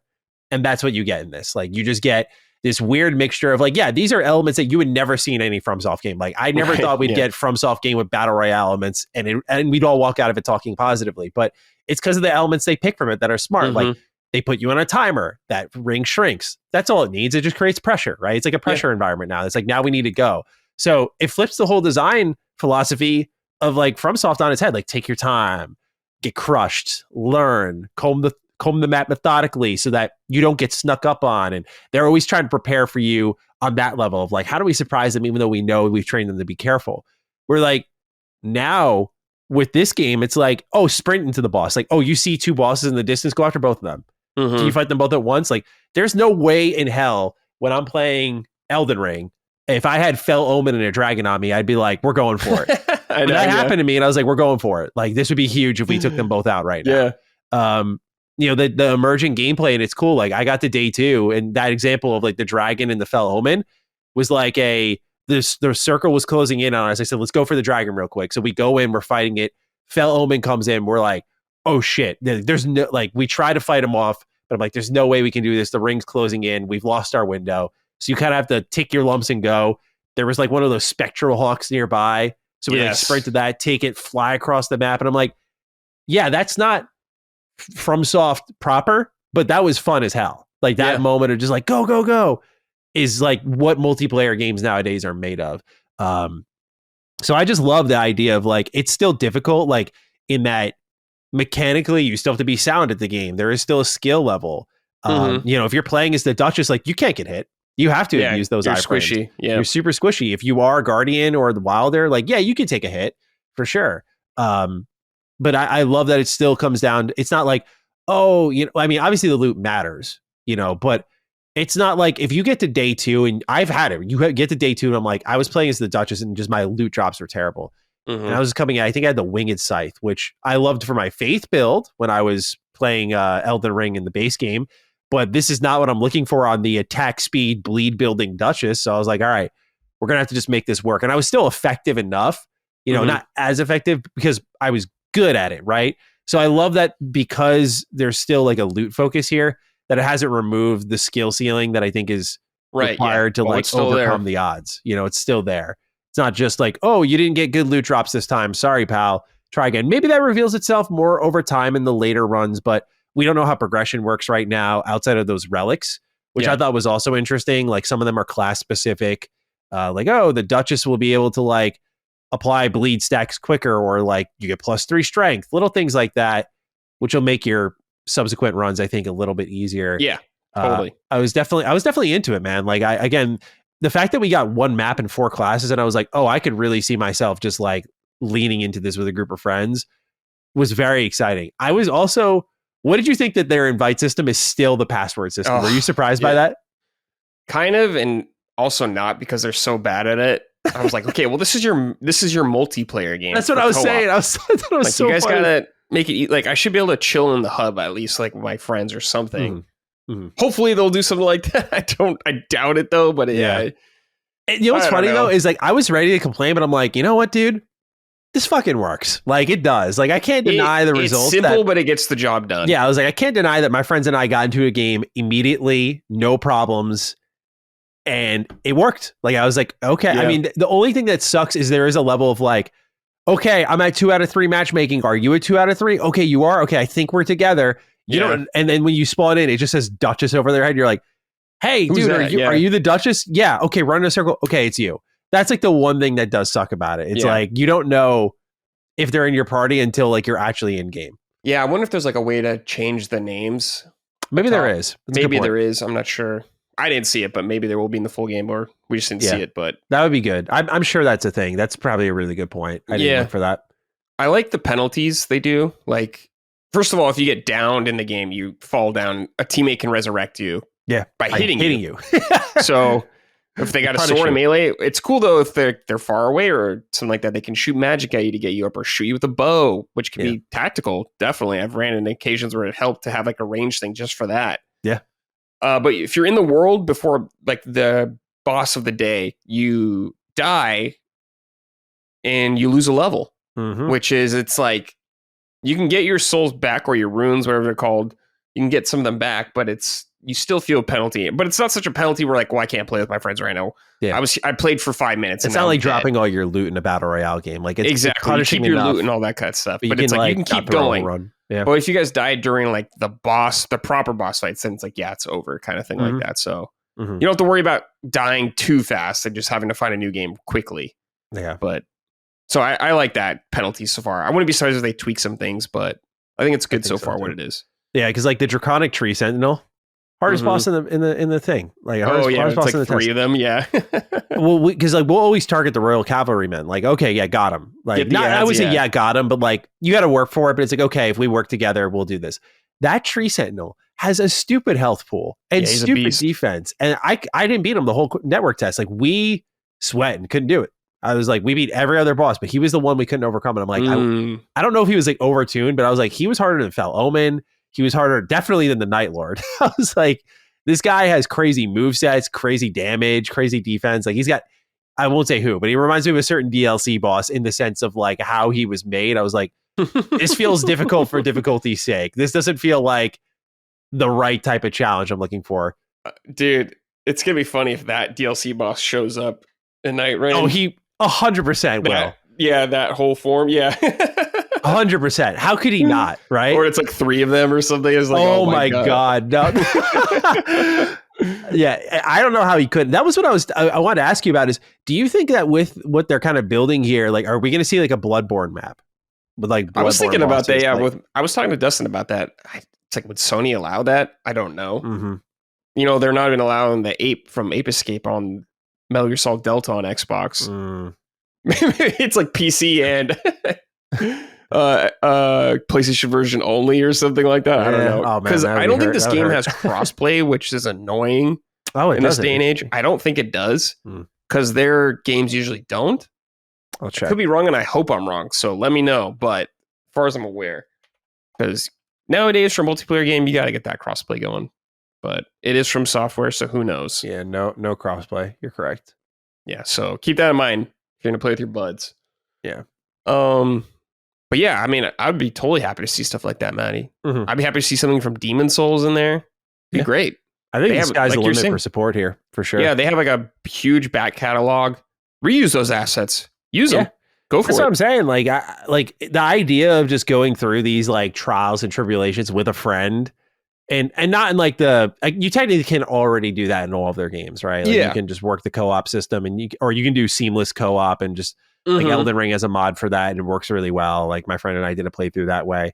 But like the idea of a game fully built around that idea and like just overcoming the bosses together from start to finish, I think it's just like a really fun concept. And so I'm excited about it personally. I walked away from like, when I saw the reveal, I was like, oh wow, awesome. Like this is so different. When I heard roguelike, I was a little afraid because that's it's a very picky genre for me, right? Like I like games from it a lot. Like your Hades, of course, are excellent, but like those are like top tier games, right? Yeah. Like they're just great video games. Like it's not even the genre at that point. Elden Ring, Night Rain, though, I don't know if it'll find itself in that conversation, but I was very impressed. I was like, wow, they like figured this out too. Very exciting. So yeah. Night Rain looks excellent. I had a lot of fun with it. Yeah, good. Happy to hear that, man. So we got to wait a little while longer. What did you play on, by the way? Did you play on? I played on PlayStation. That's what I got into on the beta. Yeah. Because I was wondering if you had the same issue I had, which is like the textures weren't loading in sometimes. Yeah, like enemies were loading in like 10 steps from me. Yeah, that was like the one thing I thought was a little. I mean, we're 3 months out. Maybe something can change, but felt a little compromised in that regard. From Software doesn't necessarily have the best technical chops, I would say. Yes. So we shall see. Yeah, because I played all of my Elden Ring experience DLC and everything on PC, so I never really noticed any of this. And I mean, I had a great experience on PC, so I didn't really have any problems whatsoever there. But to go to PlayStation after that, I was like, base PlayStation, by the way. I don't know how it looks on Pro. I was like, oh God. I was like, there's some parts that look really ugly in this game. Yeah. It didn't look good on some things. Yeah. Definitely got to work that stuff out. Agreed. All right. Well, let's hear from you next on what else you're playing, sir. Yeah. So I've been playing Kingdom Come Deliverance. I'm a little over 30 hours in the game now. Nice. I did not play the first one, so this is my first time hopping in. Okay. Interesting. But I have been having a good time. I'm really enjoying it so far.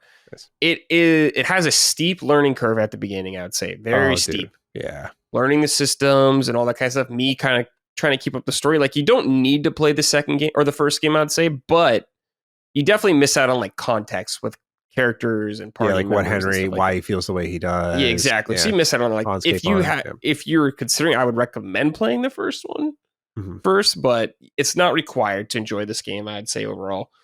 But me just kind of learning the ropes for a long time, doing a lot of the side quests. First of all, I love the world. It looks beautiful. I love going through it, like the lush forest and everything like that. The streams running, really gorgeous stuff. Learning the system, how things work. There's a lot of jank in this game, I'll say. It needs some patches still, but particularly villagers calling me murderer and trying to arrest me when I haven't killed anyone there and stuff like that. Things like, one great example is Matty walked into a tailor shop. Guy calls me a murderer, runs away. I wait in there for like a minute. He comes back in. He goes, "What could I get you?" Then now he lets me buy stuff from him. Just some jank around stuff like that kind of things. Hasn't been too bad though. Nothing like game breaking or anything like that. Once in a while, Henry has gotten stuck on stairs for me where it's just kind of like an invisible wall. Like, why can't I walk up this? And it like blocks me for a couple seconds. But just some things that need to be tweaked up and polished. Overall, though, I haven't had problems like quest breaking or anything like that. Yeah. So it hasn't been that bad for me. The save system is interesting because it's like a weird half step. I think if you have this system, so if you guys don't know how it works, is you can't save anywhere you want at any time. To save in the game, you either need to rest at a specific bed, like you have beds in the game that allow you to do it. Not every bed, but you can do save there. You can drink potions like schnapps potions to save. Or you need to quit the game and come back. And what I found is, it's just like, I wish you just kind of went harder in the system, or you just kept it normal where you could save anywhere. It feels like a weird half step where I'm like, you should have committed to one way more or the other. Yeah, especially because by like the early game, you can make a ton of save your snaps. Yeah, exactly. Save whenever you want, which is great. But it's like, then why is it a currency at all? And it's like you can buy them really easily and stuff like that too as well. So I have plenty. I'm not worried about it at all. But it's like, if you're going for this hardcore angle, I guess I wish you went a little further into it, but whatever. I'll see how I feel about it at the end of the playthrough. But so far, I'm just kind of like mixed on it. I'm not like a huge fan, or I don't think it's horrible or anything like that, but I'm curious about it. Yeah. But I think the game ramps up quite a bit the more you play it as well. The prologue's kind of long, and I could see it being kind of slow for a lot of people. Yeah. But once you start to get into the game and really dig in and start to I didn't do a lot of the main quests for a long time because I was just doing random side quests. Some of them were really fun. Like I did a treasure hunt one, like finding lost pieces of armor, which I guess was a pre-order bonus Locke told me about, and I had no idea about that. So that one was a lot of fun, though, like reading maps and trying to find out where this is on the map. I love stuff like that. I always enjoy doing that kind of stuff. There's definitely been some choices that I made where I didn't know what to do, or something's happened where I'm like, oh man, I wish I did that differently. But I love that kind of stuff. I just let it kind of fly because, it is your playthrough. Yeah. So that's been really cool. Combat's pretty fun. I think it's cool and unique. Sometimes I think it's a little jank sometimes. But I like the idea of like, hey, aiming at the certain thing. I'm playing with the mouse right now, so I think it works better on a mouse than I think it would on a controller, honestly. So that's been really cool. But the game narratively has kept me engaged, especially as it goes on more. So I think it's really important for a long RPG like this. The story is good for me right now. Yeah. But I don't know, man. Sometimes you just run into really funny, random stuff. Someone tries to rob you or some shit, you just kill them. You got your little dog companion with you. I love that. I like getting the perks. The perks feel nice to upgrade and all that stuff. I spent a lot of time just lock picking and stuff, so now I can just open a lot of locks, and that feels really rewarding. There's some stealth sections in the game I could see bothering people. There's parts in the game where you're forced to stealth. Yeah. And I could see a lot of people not liking that if you don't like stealth. I love stealth, so personally it doesn't really bother me. And it works really well, surprisingly. Yeah, it works pretty well, so I think that's cool. There's a lot of factors to consider in this game. Like I said, it's a very hardcore game. A lot of systems, a lot of considering your stats and your equipment. Oh, this equipment gives you more armor, but you're louder, you're more visible.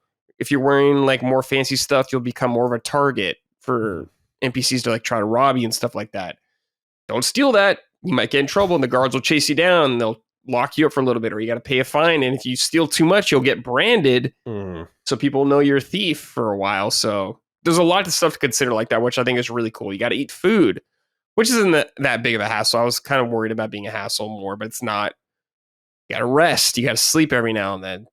So there's just a lot of stuff going on. I really like the blacksmithing and alchemy in it. Oh, yeah. It's very in-depth. It's not too in-depth where it's overbearing or anything like that, but it's just very involved. Blacksmith, putting your piece of iron or whatever in the furnace and actually seeing it heat up and heating it up, then bringing it out and smacking it with the hammer for a while, then rotating it. It's a process, and I respect that. And I think that could be a turnoff for a lot of people, but I respect what it's doing right there. But overall, I think it's a great game. Just need some more patches to kind of get rid of some of the ugly marks, but I think it's great so far. Definitely not a game for everybody, but I've been enjoying it. Yeah, I really found myself loving it as I put more hours into it as well. Like you mentioned, a slower prologue. Like if people listen on Duke, they'll know I kind of like learned to love it. That was kind of what my initial preview experience of it was, like learning to love the game. It was like not an immediate like love at first sight. This is all clicking for me. It was like, honestly, in a lot of ways, did you feel it was a little bit of unlearning kind of traditional AAA game design and sort of embracing maybe more of the freedom the game would give you and the options you had in front of you, and just like, oh, I can do that, right? I didn't think I could do that because I'm used to not being able to do that. But it's like, oh, I could have, instead of brute forcing my way into this camp and just trying to get over this combat segment, I actually could have just poisoned the food at the camp and just waited them out, and they all died. Yeah, it's a lot of those cool. It reminds me of, like, when we talk about it from software game, kind of everyone has these weird experiences. It kind of reminds me of with that game, like when I talk to someone about this game, they do something that I didn't think about. Maybe they think out the box in a different way. Like you're saying poisoning and stuff like that. It's just like, oh, I could have done that. It's like, that's pretty cool. Yeah. So I think there is kind of like this element of unlearning, like you're saying, but just really experimenting, I think is important. Yeah. And I think some people will get put off by that because they're afraid of dying or losing progress, which is definitely an issue. I think that's why I think safe system I'm kind of mixed on right now. Yeah. But yeah, it's a fascinating game. I'm impressed by it. Like I just got to a new area in the game I'm very impressed by. So yeah. The big ass region that you just got to, I imagine. Yes. Yeah. Yes. All right. Let's get to hear you're enjoying that. It's been a good week of gaming for Brad. Yes. For me, playing some Final Fantasy X-2, working on something for Retro Rebound. Yeah, X-2. I don't know the rep of this game at all, by the way. Like, so I'll tell you, Matty, I bought this game the day it came out, and I played it, and I was like, what the hell's going on? It starts with Yuna as like a pop star, right? Yes. That's the intro? Yeah, I was correct. Like, what's happening in this game right now? I remember the combat being cool. I liked the combat, but everything else I was kind of just about. That's what I remember. But I haven't played it since it came out. Yeah, it's an interesting game, dude. It is really, like I said, the kind of fuck it energy at Square Enix really should be examined, because like they follow up goated shit with like just kind of like, what is this? Yeah. When I saw it was, the first sequel, if I can remember correctly, I think it was the first sequel in Final Fantasy history. It's funny because then after this, like 13 would get multiple trilogy. Yeah, but 10-2, I'm like, oh, interesting. Like the Eternal Calm is here. What is the story? And it's like you kind of realize it's not much of a story, at least not initially. Like so there's 5 chapters in the game, to my understanding. I'm like almost done with 3, so I'm more than halfway through.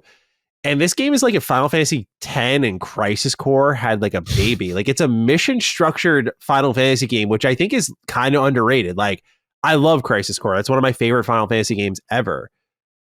But Crisis Core also has like amazing story attached to it. And Zack is like iconic. Yeah. I love Yuna, but a lot of the game, I'd love to hear from the audience on this, because I'm really like because I obviously once I beat it, then I'll look into the development history and kind of feel it all out. But I like to kind of go in as blind as I can with these classics and be like, what can I figure out just by like the nature of the game itself? And I'm like, this non-linear mission design structure is just so different. Where they're like, yeah, you can like in the middle of the story just go off over here and do these side missions. And I'm like, this feels like the beginning of like what 12 eventually did, where you had these huge zones, kind of open. You could go out on bounties, you could go do the main quest, like the ability to do main quest, side quests. Like it felt like, Final Fantasy games already had side quests, but they were like unmarked, for example. Yeah. In this game, it's a little more deliberate. Like it's not like looking at a board or like a menu, just showing you a bunch of quests. Yeah. Yeah, and so it's interesting from that point of view, but it's funny to be playing Elden Ring Night Rain and 10-2 in the same week, because you kind of look at it as like, these are 2 games that like 10-2 reuses everything from 10. And this is like really common in game development. It's like, okay, we can kind of make something really interesting and fun if we create a good fictional backbone to it all. And we don't have to make a ton of new assets for this. Like everything that's new in 10-2 is like the dress spheres. Like you get to change your class mid-combat. Yeah, that's very lighting returns, right? Yeah, that's good call out. Yeah. And so otherwise though, it's like you're going through the same locations in 10, and you're kind of seeing them in their aftermath. Like Xanarkand is like a tourist attraction now. And I'm just like, that stuff is cool. But then like, just you're just hanging with Riku and Pain, and there's no real backstory on how you all came together. You're like, we're the Gold Wings, we're sphere hunters. Right, yeah. And eventually like these Aeons return, and you're like, I'm at that point now. I'm just trying to figure out like, well, why are they back? Because I'm like, is Tidus a part of this at all? Like, there's been moments where Yuna's kind of reflecting on it. And I think part of the game's like disassociation from 10, I don't know if I'm over assessing it, but I'm like, this kind of feels deliberate in that it's kind of like a look into how Yuna is right now. Like, she's just trying to enjoy her life after going on a death march and losing everything. Like, she just gets to be a kid having fun now. Yeah. And just going on treasure hunts and like lollygagging about. So it's a game that I'm really excited to learn more about once I finish it, because this feels like a PSP game was my conclusion. I'm like, this feels like if you put 10-2 on the PSP, we'd all be like, that shit was awesome, bro. Mm-hmm. Because it's a console base. I got it right next to me. It's a PS2 game. I'm just like, yeah, the fact that it's so 10-2 puts a lot of pressure on it. Yeah. Expectations. Big time. I mean, dude, they opened the game giving Yuna a gun. Yeah, that's right. Yeah, she uses guns. Can you imagine today's gaming culture if they took this, like 10 just came out in like 2021. They're like 10-2 is up next after 4 years. Here's what you're moving for. They put a gun in Yuna's hand. It's an all-female cast. Like, pop star. Yeah. Pop star, like no real narrative ties in a lot of meaningful ways to the original. Like, people fucking hate this game nowadays. Yeah. Not that it wasn't divisive back then. Don't get me wrong. I'm just having fun with the idea. But like, it is so interesting. Even like looking at Yuna's character design on the box art. Quite different. Booty shorts and everything, 10. bro. Yeah. I'm just like, damn. They just like went, fuck it. Why not? And like, that's the game you got. So very interesting. One of my goals is to eventually finally play all of the Final Fantasy games. I was like, this one just keeps calling to me, Yeah. There are classics I still got to go through, like 4, 5. Oh yeah. 4 is great. I've heard 4 is amazing. Like, that's one that I played like the first hour of, and I was just like, okay, I know I'm going to love this, so I'm going to go to the divisive one first, see if I like that. Then I have my little safety net afterwards. That was my little loophole there. But yeah, 10-2 has been interesting. I'm looking forward to reading what people write in about it, because I'm curious. I know this is divisive. That much I know. But like, what about it is divisive? Like, I don't know if the story eventually shows up and it's like, oh yeah, it was great. I know this is a game that like you can just straight up run to the final boss effectively and like power level. Like, it is that sort of game. Because I got recommended a video on my sub feed, which is really strange. Like, I wasn't looking up any content for it. It was like how to become like OP in Final Fantasy 10-2 at level 1. And I was like, weird. Okay, I'm gonna click on this just because like this is on my feed. That sounds like Final Fantasy 8 stuff right there. Yeah, and like the top comment was like, the game where you can run to the final boss in the first minute of the game. And I was like, well, I don't want to see that. Yeah, you don't want to see the final boss yet. Yeah, I was like, I don't want to see that quite yet. So I X'd it out. But like, this is the game that on like a research level, I'm so keen to like just deep dive once I've finished it. But yeah, I'm over like halfway through now, and honestly, I'm having fun with it. Like, it's a fun, it's kind of Charlie's Angels girls trip vibe, and it's cool. Like, I don't know, I view it as like, in all seriousness, it's gonna sound pretentious, but like, I do view it as like a low key important game. Like, we got to grow up with like Cloud or Squall, like these cool male figures, and I'm like, it's probably cool for like a younger girl gamer growing up that like 10-2 was a game that existed, and like Lightning was also cool, but that was a little bit later. But I think like 10-2 is probably very formative for like younger girl gamers, a lot of people, and like putting Yuna in that kind of spotlight. I just thought like not maybe quote damsel in distress per se, although I think Yuna is like one of the best Final Fantasy characters. Like, I just think what they did with this game, I'm like, I could see this kind of just vibing a little bit with people, because that's what this game is. It's just vibes. Like, the music's crazy. It's not like a sad game. It's like all uplifting now. So just very different Final Fantasy game. Sure is. But yeah, definitely one I'm looking forward to finishing. We'll talk about that on Retro Rebound. Yeah, I would like to revisit those as well. I haven't played 10 since PS2, so. Oh, really? I played 10 3 or 4 years ago. It was for Retro Rebound, so it had to be the last 3 years. I thought it was good. Like, I thought it was great in areas. I think 10's good from what I remember. Yeah. Not one of my favorites, but it's good. It's got a lot of grinding to it. It's like a lot of the traditional design tropes you find in JRPGs that like eventually got weeded out started with 10. So they followed it like a playbook, and then eventually we all understood like not everything here is like absolutely perfect. And so they gradually weeded it out. But 10 is still pretty excellent nowadays. That would be a good remake candidate in my eyes. We were talking about earlier. Like I would love to see 10 remade. So yeah. You gotta try 11, Matty. Yeah. Dude, it's rough. I love 11. I love it, but it's rough, dude. It's so interesting that you love it because I know you love 14 as well. And I'm just like, this is... Well, I played 11 when it came out, so I have some nostalgia for it. And I love how hardcore it is in certain ways. But for anything modern, it is not easy to get into at all or to even get to play. Can you fire it up now? Like, is it a game? Yeah. Yeah, you can fire. There's servers still up. Yeah, it's so crazy. Like officially supported from Square. They update the game every now and then. Yeah. Wow. Yeah, it's one that, like I said, I want to eventually go through them all. I don't know if I'll beat that one, but I will definitely look at it. 11's got a lot of expansions. I was trying to go through all the expansions. Really? Yeah. I'm guessing you gave up. I've gone through a couple of them, but yeah, it's it's something. Not it good. It takes a long time. No, I like 11. Oh, it's just very old and archaic in a lot of ways. Okay. Yeah, I'd be in a certain mood for it. Yeah. Right, it's time to get into the news here. Number one, big one here. Xbox introduces MUSE through WEM, which is short for the World and Human Action Model, which is an AI generative gameplay ideation bit of software, if you will. This was announced over on the Xbox Wire, where they made sure to insist two things. Number one is that this could help with reactivating backwards compatibility. Number two is that they're leaving it to the choice of their first-party teams on if they use it or not, and that each case is different. So before we react to anything or the audience hears that and reacts to anything, this does not sound like or is being presented like a forced mandate. It is designed to be a tool that assists game development, although I have thoughts on that as well. But they posted alongside the Xbox Wire post a whole book, if you will, on nature.com. I sent it to you, Brad. Long read. And at a certain point, it goes above, I think, most common people's skill level in the terms of comprehending like quantum computing and tokens and terminology that I'm quite frankly unfamiliar with. But they get into the math of their findings for those who do understand that. I am not going to sit here and lie to you and pretend I knew a lot of what was being said, but it is still a valuable read. And at the bottom of all of that was a video embedded in that Nature article that would show some of their findings and sort of how they function, how this program can be used, and a sort of working concept of what AI generative gameplay ideation looks like.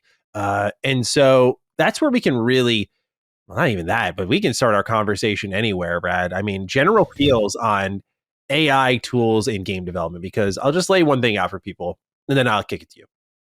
There's a lot of ways this stuff can be used. Yeah. Not particularly this program, but like you can use AI to generate a visual when an artist is unavailable, like they're sick. So we need to keep the production rolling. Let's use AI because our artist is indisposed. Or maybe you're a solo developer and like you have great programming skills. You're like, I can make a game, but I'm not great at like making concept art that I can use as a working thing that I can then 3D model, which I'm also capable of doing. I just don't have that sliver of artistic skills. Like you can now have specialists, if you will, without necessarily developing those skills. Like you can, have to hire, it's cheaper, of course, et cetera, et cetera. You could generate a landmass for your world, NPC interactions, vocals for your music to prevent like re-recording. Like let's figure out what we want this to sound like, and then we'll go and re-record the song so that we don't have to spend a ton on the music side of the production. Voice acting, like Liza P did it, right? They had like these kind of placeholder lines that were in there. You could do it to cut some of the tedium out of the development environment. Like, blocking volumes are a pain in the ass to put down in every single level once it's already been built, but we have to do this. There are programmatic ways to do that, of course, but maybe AI could just handle that for you. Like these are tasks that can be automated is what I'm trying to say. This, however, is for developers trying to get out of pre-production ASAP. Like what they do, for those who have not seen, is they show in the video, they take a screen grab of Bleeding Edge, and then they use that, and you'll see the video just builds itself from there, and they'll generate ideas on gameplay, movement, interaction, combat, like what a sequence looks like. And we'll break that down in finer detail now. But Brad, from the top down, what are our feelings on these tools in AI and what you've read thus far on the WAM model from X? Yeah.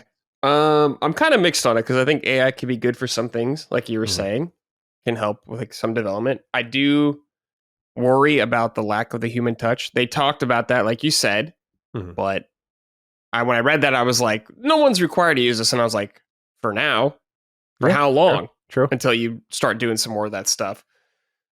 First of all, I thought it was like a strange thing to use Bleeding Edge. I was like, Bleeding Edge is the game you're showing off with this thing, Bleeding Edge, and training a model for it, and like with a game that was like quickly abandoned and not really compared to other Ninja Theory games celebrated. I agree, it was a very weird model. Yeah, I was like, okay, I guess Bleeding Edge, but I thought it was interesting. They were talking about like preserving games, and you know, they're like, we love backwards compatibility. You know, preservation's a big thing to us, and I'm like, yeah, I guess. Like, I don't know. I can't see the vision. It's hard for me to wrap my head around it because I haven't seen it in practice from that sense yet. Yeah. Like you're saying, like all this technical stuff, like I was reading it and I was like, I don't know what the hell they're talking about in a lot of these things. I just don't understand what they're talking about. I'm not a game developer, so I don't know. Even as one, I know my knowledge is not as big as others, but like even as one, there was just shit in there. I was just like, this is for like AI researchers. Yeah. I was like, I can't wait to hear like people who know this kind of stuff talk about it more and get like in depth with it more. Yeah. And like on a level I could probably understand a little better. Yeah. I do think, I mean, AI is the way things are going, and that's just how it is. And I'm aware of that. I just do worry about I worry about things going too far in the sense of like auto-generating too much. I don't want to see like AI slop games down the line. And I'm sure there's going to be, but I'm sure there'll be games that use great examples of AI. It's just a double-edged sword in my opinion. Good things come from it, bad things can come from it. But this is just kind of like a more confirming the direction things are going in game development right now. And I think that's interesting. And I am curious to see what this is like in like a year or two when people are talking about this and how they're using it in their kind of games or whatever Xbox game comes out in the future. And they're like, yeah, we use this technology for this specific part of the game. And if it's a good thing, if it works out in the end, or if it's bad. But I wish I just saw an example that wasn't Bleeding Edge that looked kind of bad. Yeah, I think they did. I mean, this is Microsoft, right? This is just what they do. They're like, here's this incomplete idea, which AI does that. Like they're trying to lower the barriers and restrictions to get people in to test it, train the model better, to make it better quicker, right? So you get it out there as soon as possible. So this is pretty standard for like AI, if you will. Like, okay, here's the working thing, and then like let's make this better over time. But this is also just standard for Microsoft, right? Like here's this, I think this is an Xbox is just a perfect example of that. Like here's this incomplete idea of what our future is going to look like without all of the pieces that are going to make you understand that right now. In 5 years time, there will be people who are like, yeah, this is exactly what it was supposed to be. It was like, no one knew what the fuck they were doing at the time they announced it. It's the same thing kind of here. It's like, okay, back compat, like you're speaking my language. Okay. Yeah. Why wouldn't this be revealed with something like, it doesn't have to be a specific Xbox game, like any game that was just like, oh, we couldn't have done this beforehand without this. Yeah, that would have been a great way to sell it. You're right. Like, hey, developers, because like gaming is a business, right? Like there are developers who can just use these tools and bring back games that through whatever AI tech they're bringing here, which we'll get into the kind of principles of this model that they have.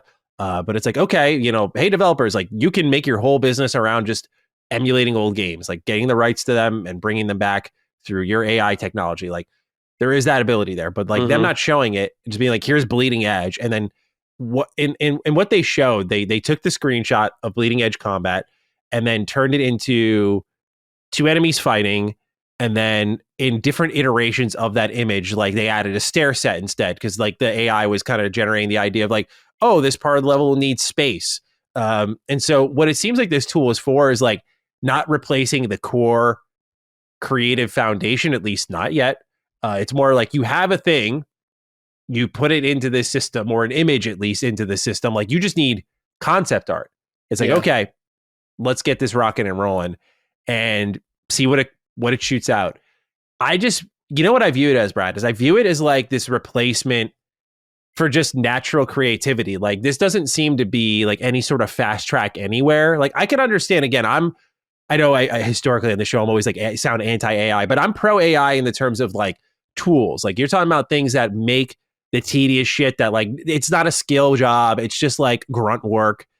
Yeah. If you want to find AI that can do that sort of shit to streamline the development process, I think that's fantastic. There's plenty of stuff I can list in game development that I'm like, yeah, I would rather just not. That would be great, but we have to do it anyway.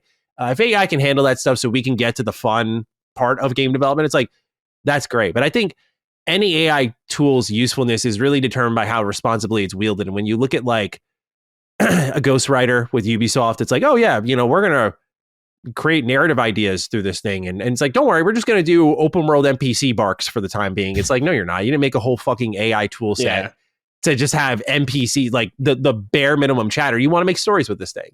EA using text to generate full games. It's like, oh, you looked at Fortnite and you thought like, oh, this is like, what if we could anyone could create any content on our platform, or Roblox. It's like, that's not just we're experimenting. You're waiting for the time to be right.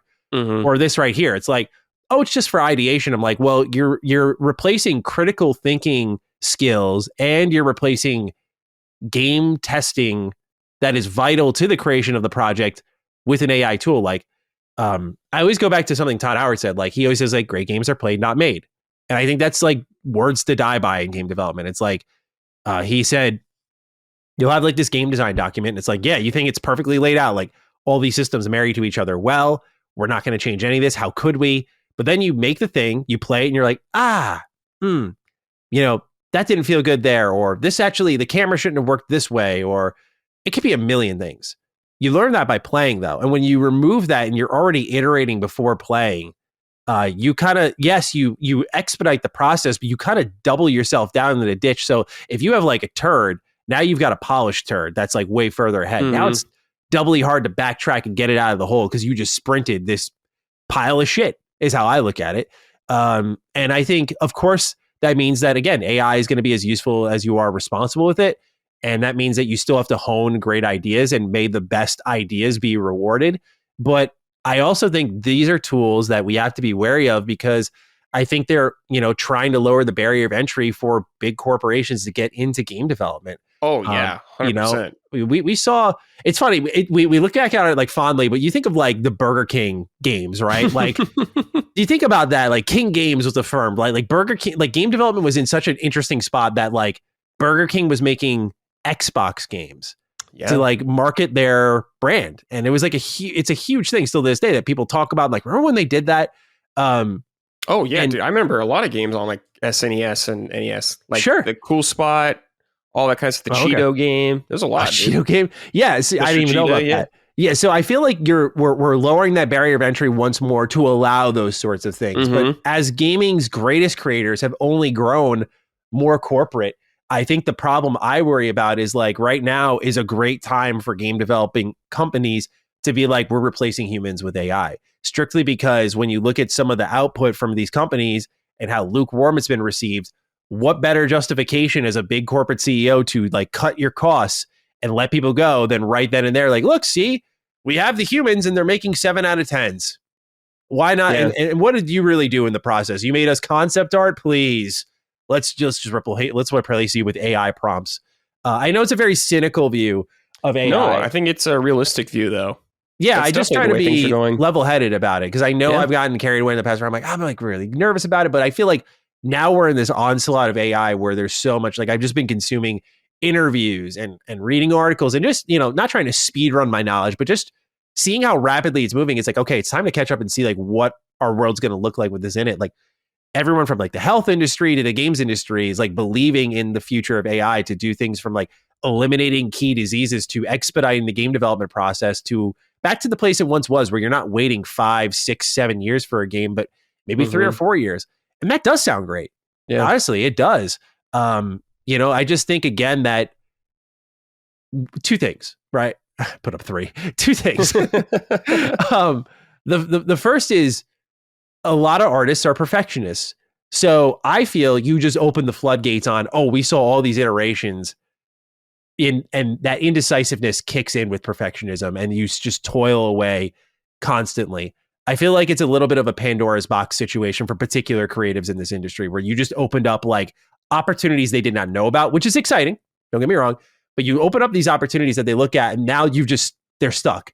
Like, I don't know if it expedites things when they settle into this kind of routine and perfectionism that we're seeing kind of encroach on AAA development, where I look at a Hellblade, it's like perfectionists worked on that game. You may not think it's a perfect game. I certainly don't, but I think that's a game perfectionists worked on, from every animation, facial animations, the combat, the visual quality, the lighting. It is a spectacle of a video game. It is a perfectionist video game, but that's why it's not much of a video game.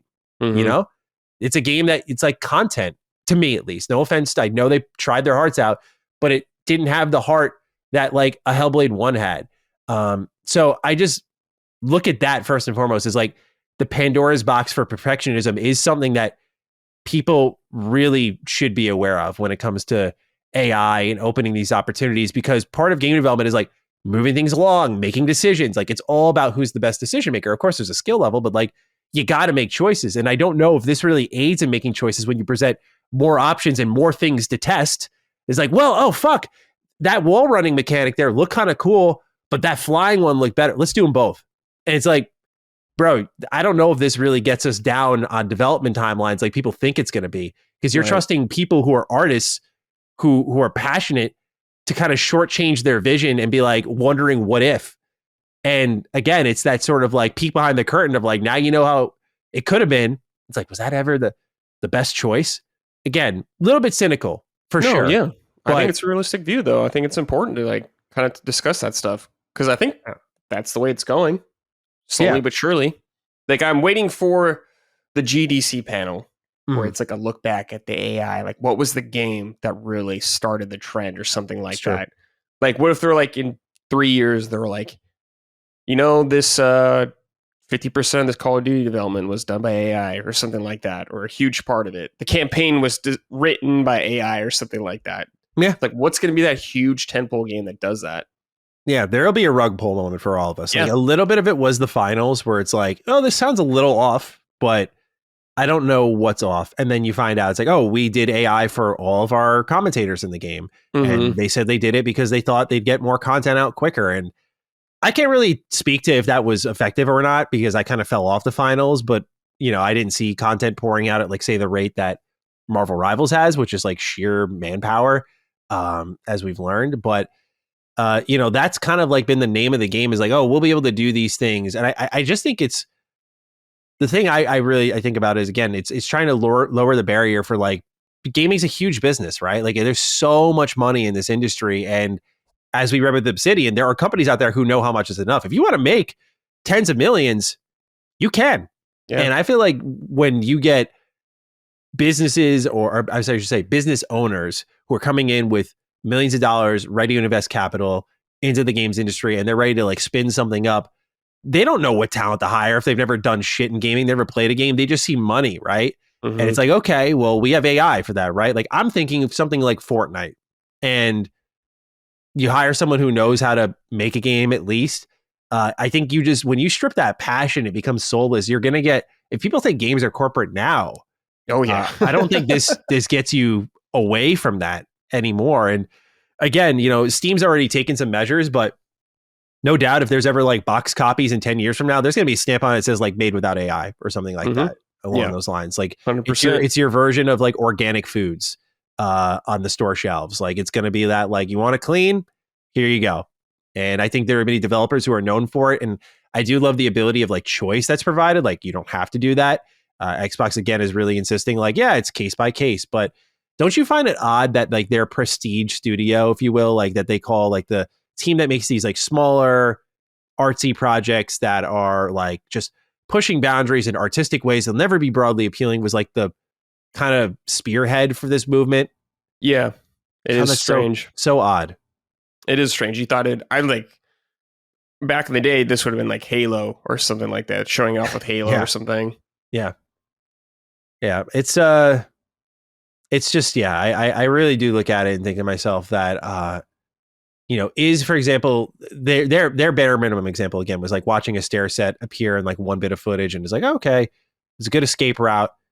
But I think just simple hands-on testing would have revealed that anyway. You know, but what I look at it too is like, I have a skewed point of view on it because it's like, well, I work in like an independent scene and that there's 10 of us. It's like, we are making games that are so fucking gargantuan that where we're looking at it like, oh my God, how do we test all of this? Like, where I think we're making something more true to size, right? So it's like something 10 people could make. But for companies that I think are way bigger, I think a lot of people feel like this is going to be tools used to enhance the production of something. But I just can't help but look at it and be like, people are going to get replaced. Like this is all being done to just I was talking about two options earlier. Option two is like, this is just going to slim the workforce tremendously. Oh yeah. I don't know how things are going with like our Marvel Rivals story. You look at AI, like you got to just have pure passion to get into this at this point, man. Like I feel bad for like students who are in college right now studying game design. And they're like, oh, and like you can ideate with this software. It's like, so should I just be a software specialist at this point? Do I need to know good game design rules at this point? Or do I need to know something cool that might work well together with ideas that have been fed into this model? Because that's what AI is really built off of, right? Yeah. You know, it's just scraping the boundaries of the internet and, you know, making something out of it. A lot of uncertainty. Yeah, if you're in school, I'm sure, in game development, definitely. Or in the industry in general. Mm-hmm. But yeah, it's going to be interesting to see how this evolves. Because it's coming no matter what, to some extent. So absolutely, yeah. No, we'll see. Xbox not walking away from it at all. You know, Microsoft's been investing big with OpenAI into just this sort of tech. So, and Microsoft won't be the only one. They're kind of spearheading right now in gaming, I suppose, but others will get involved more. They just like breaking the bad news, bro. I swear. Like they're always, PlayStation, don't worry, we got it. What is the saying? It's like you never want to be the first to do something. You always want to be like the second or something like that. Yeah, basically. I mean, Xbox loves being first, man. I swear to God. And everyone's like, not yet. Every time. The question, some may be wondering if you didn't read the, again, book length article they had on this, is like how Xbox came to all this. And they do sound up a little bit in their Xbox Wire post, but they pretty much did a user study from 27 creatives, they called them. This is ranging from like indies to AAA, just people working in game development. And they would train this thing on human gameplay data. So someone actually would play the game, and then they would prompt that model with a promotional image, and then it would generate new visuals to spark ideation. Now, the three pillars of this AI model were consistency, diversity, and persistency.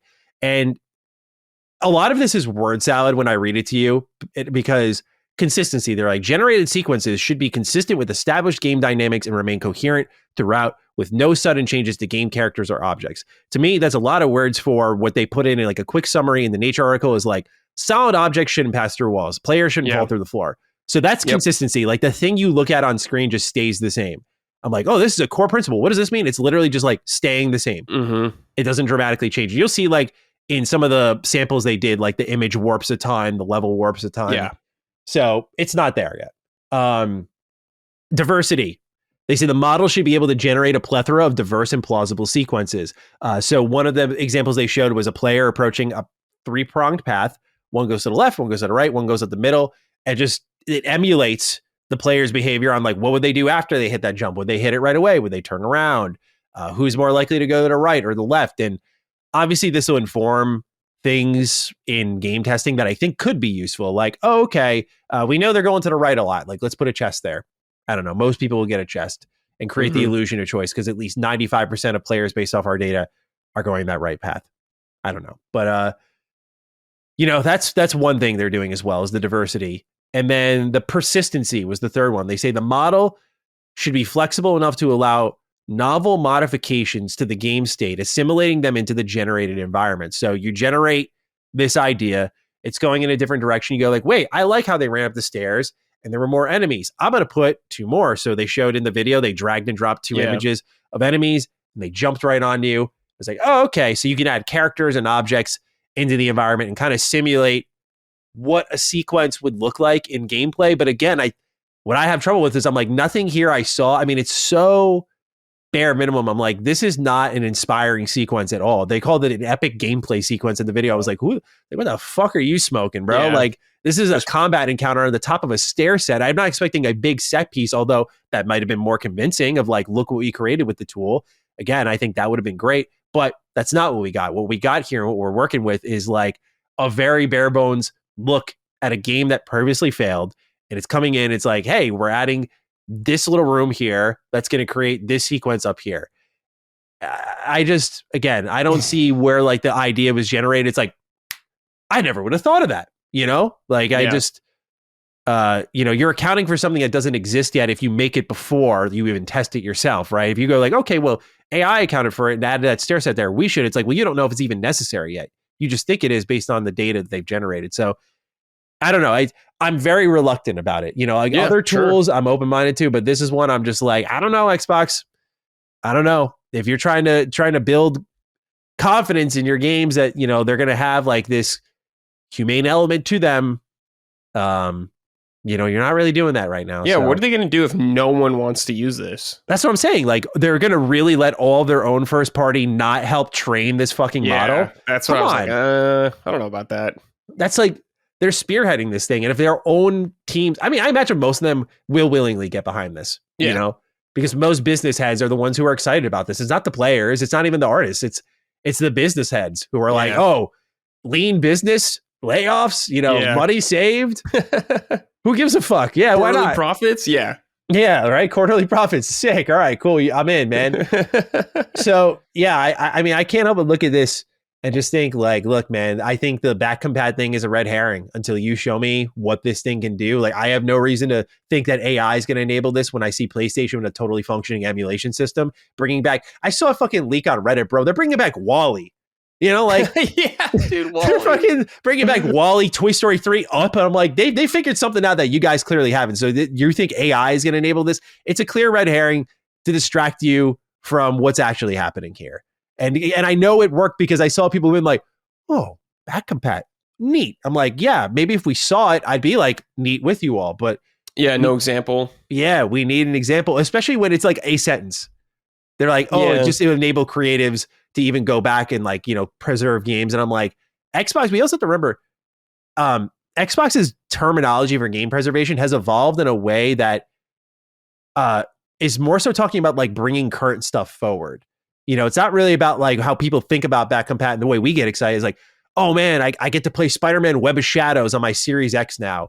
Awesome. Like, as much as I would love that, and I hope Xbox does get there, like when Xbox talks about game preservation now, it's like what Sarah Bond said, where they're like, yeah, we think it's important that make sure your library goes everywhere with you moving forward. And so that means like next generation, all of your Xbox One series games come into that next gen hardware we were discussing earlier. Like that's their form of preservation. And of course the 360 compatible titles as well, and the OG compatible titles as well. That's what it is. If they can unlock more than that, thumbs up for me. That is a pro to AI. Again, this is not like a demonic tool, but it definitely is like Xbox joining the dark side. It definitely is a little bit of like, okay, they're tempting fate here because everyone is not going to be equally responsible with this. And it is a bit of Pandora's box to me. So I'm sorry, Brad. I'm talking a mile a minute. I want to make sure you get your bars off on this. No. Like, you're far more knowledgeable about all this, especially because you actually work in game development. So I don't know any about it, that kind of stuff. I don't know. Well, like, you have more context than I do. So I'll say that.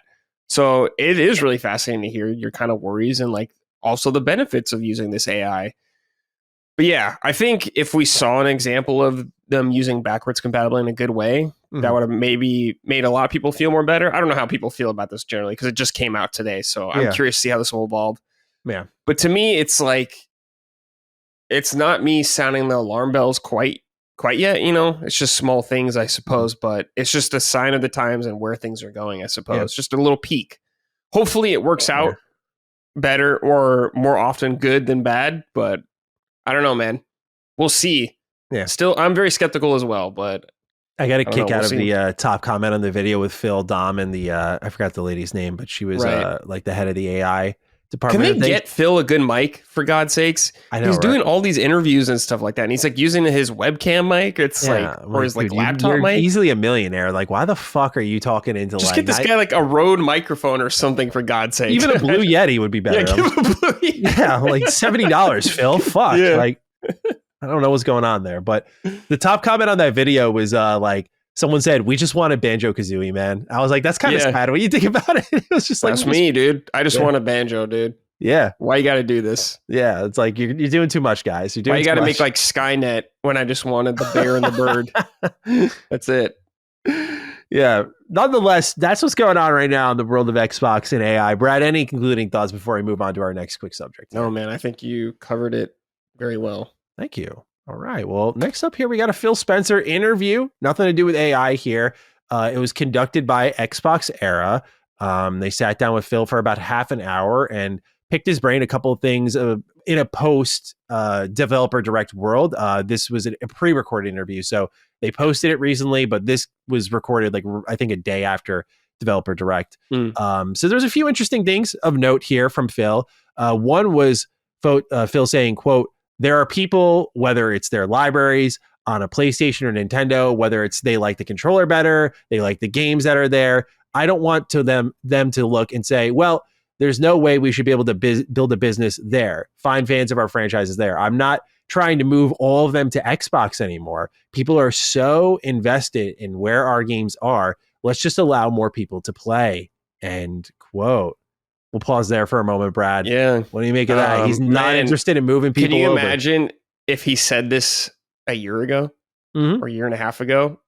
It would have been like thermonuclear meltdown. I mean, it kind of like we had those moments kind of last year. But it's like, this is just kind of more confirmation of what we know is coming. Just them more unraveling these plans. You know, it's really funny.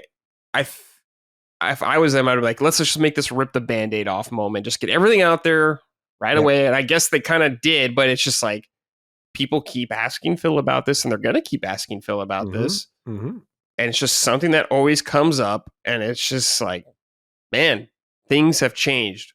What is it? The war has changed or something like that. War has indeed changed. War has changed on the console front. It's crazy now. But like I talked about this on Punching Up because this no doubt is going to involve Nintendo as well in the future. So we're just living in a strange time of video games, I should say. Yeah, absolutely. I just find the lack of desire to move, like complete lack of desire, open lack of desire to be like, we're not trying to move people to Xbox anymore. Yeah, that's so weird. Like they're a software it's company. Like giving up on that front.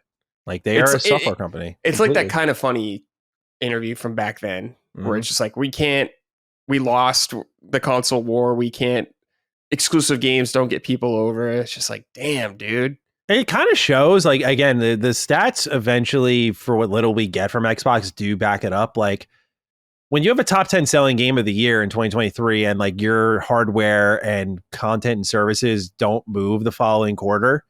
Yeah. In fact, decline in some instances. It's like, yeah, I mean, I guess Phil's right. Like they're not jumping ship. And I don't know if it's what Phil says per se, like, oh, it's the exclusives, they're not working anymore. I think it's just like your brand has no appeal right now, bro, because you guys have shot it in the foot continuously. I love Xbox, but it's more I love the idea of Xbox. Am I in love with current Xbox now? It's like, not really. I'm disenfranchised in a lot of ways. Their games look fucking excellent, and that's what matters to me. But in the terms of like what Xbox used to mean to me, it's like, no, that's gone. You know, they're an elite publisher. They're the biggest publisher in the world, I think, right? But now they're like in a tier on their own. They are the biggest third-party publisher now, but like they still make hardware, which is interesting. For how long they will continue in the future in some way. We don't know what Xbox is going to be or how long it'll go on, but I don't know, man. They're a strange company. Yeah, like, I think they'll make hardware as long as it's viable. In that, you know, how long is it viable? It certainly doesn't seem viable now, right? That's what I'm saying. It's like, how are you going to get people to invest in a $600 console, $700 console next gen? Yeah. Like if you're Satya Nadella, who's like a very much the line goes up at all costs type of CEO, then why would you ever let such a deficient part of the business continue to operate outside of pure optics? And I think there is a level of like understanding, hey, if we do stop this right now, like we are dead, you know, to a lot of people, and we are just a games publisher, and there is a significantly smaller amount of money that pools in if we're like out of this business completely when people are not ready to accept that. I think there is like a death knell that tolls there when it comes to Xbox walking away. Like, because otherwise I'm like, I don't get it. Like they've optimized every other part of their business. They've shut down studios, made layoffs, like every other company in this business. But Microsoft especially cares about making lots of money. They got trillions of dollars and they were shutting down studios. So I just look at that. I'm like, you're going to keep making hardware, even though it's declined for like quarter after quarter after quarter. Maybe they see something in it long term. I mean, I look at what Meta and their Reality Labs are doing, where we've covered them. Their quarterly results are a disaster. Like they're like $10+ billion in the hole. That's all, and that's in a year. You know, there's like no coming back from that. And honestly, if the Quest 3 didn't do as well as it did for them, it probably would have been like all over. But they managed to at least get another chance to fight this quarter. We'll see what happens. But I can't imagine if they're producing, maybe they're just not producing as much hardware. Maybe it'll become more boutique. Like, do you have an analog pocket? Yeah. I kind of think of it a little bit like that, maybe moving down the line. Like, we're going to produce like 50,000 of these things. Yeah, but the only thing about analog pockets is like, this is a premium device that does stuff that I can't get anywhere else very easily. But it's like with the Xbox, you're going to be competing with PlayStation and Nintendo. There's my cope kicking in. You're right. No. It's not. I mean, I'm just like, you're right.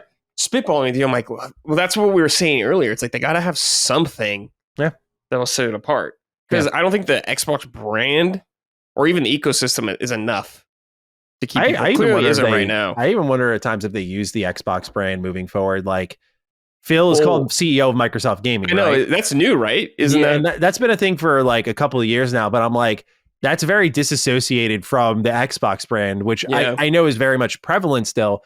But I wonder if like when this new box hits, if they end up calling it something else, if the Xbox is such like a fucking not an consumer Xbox stain, you know? I mean, I know people are like, what? But I'm like, hear me out, man. Like, you know, they might, this is the time to shake it up and change it.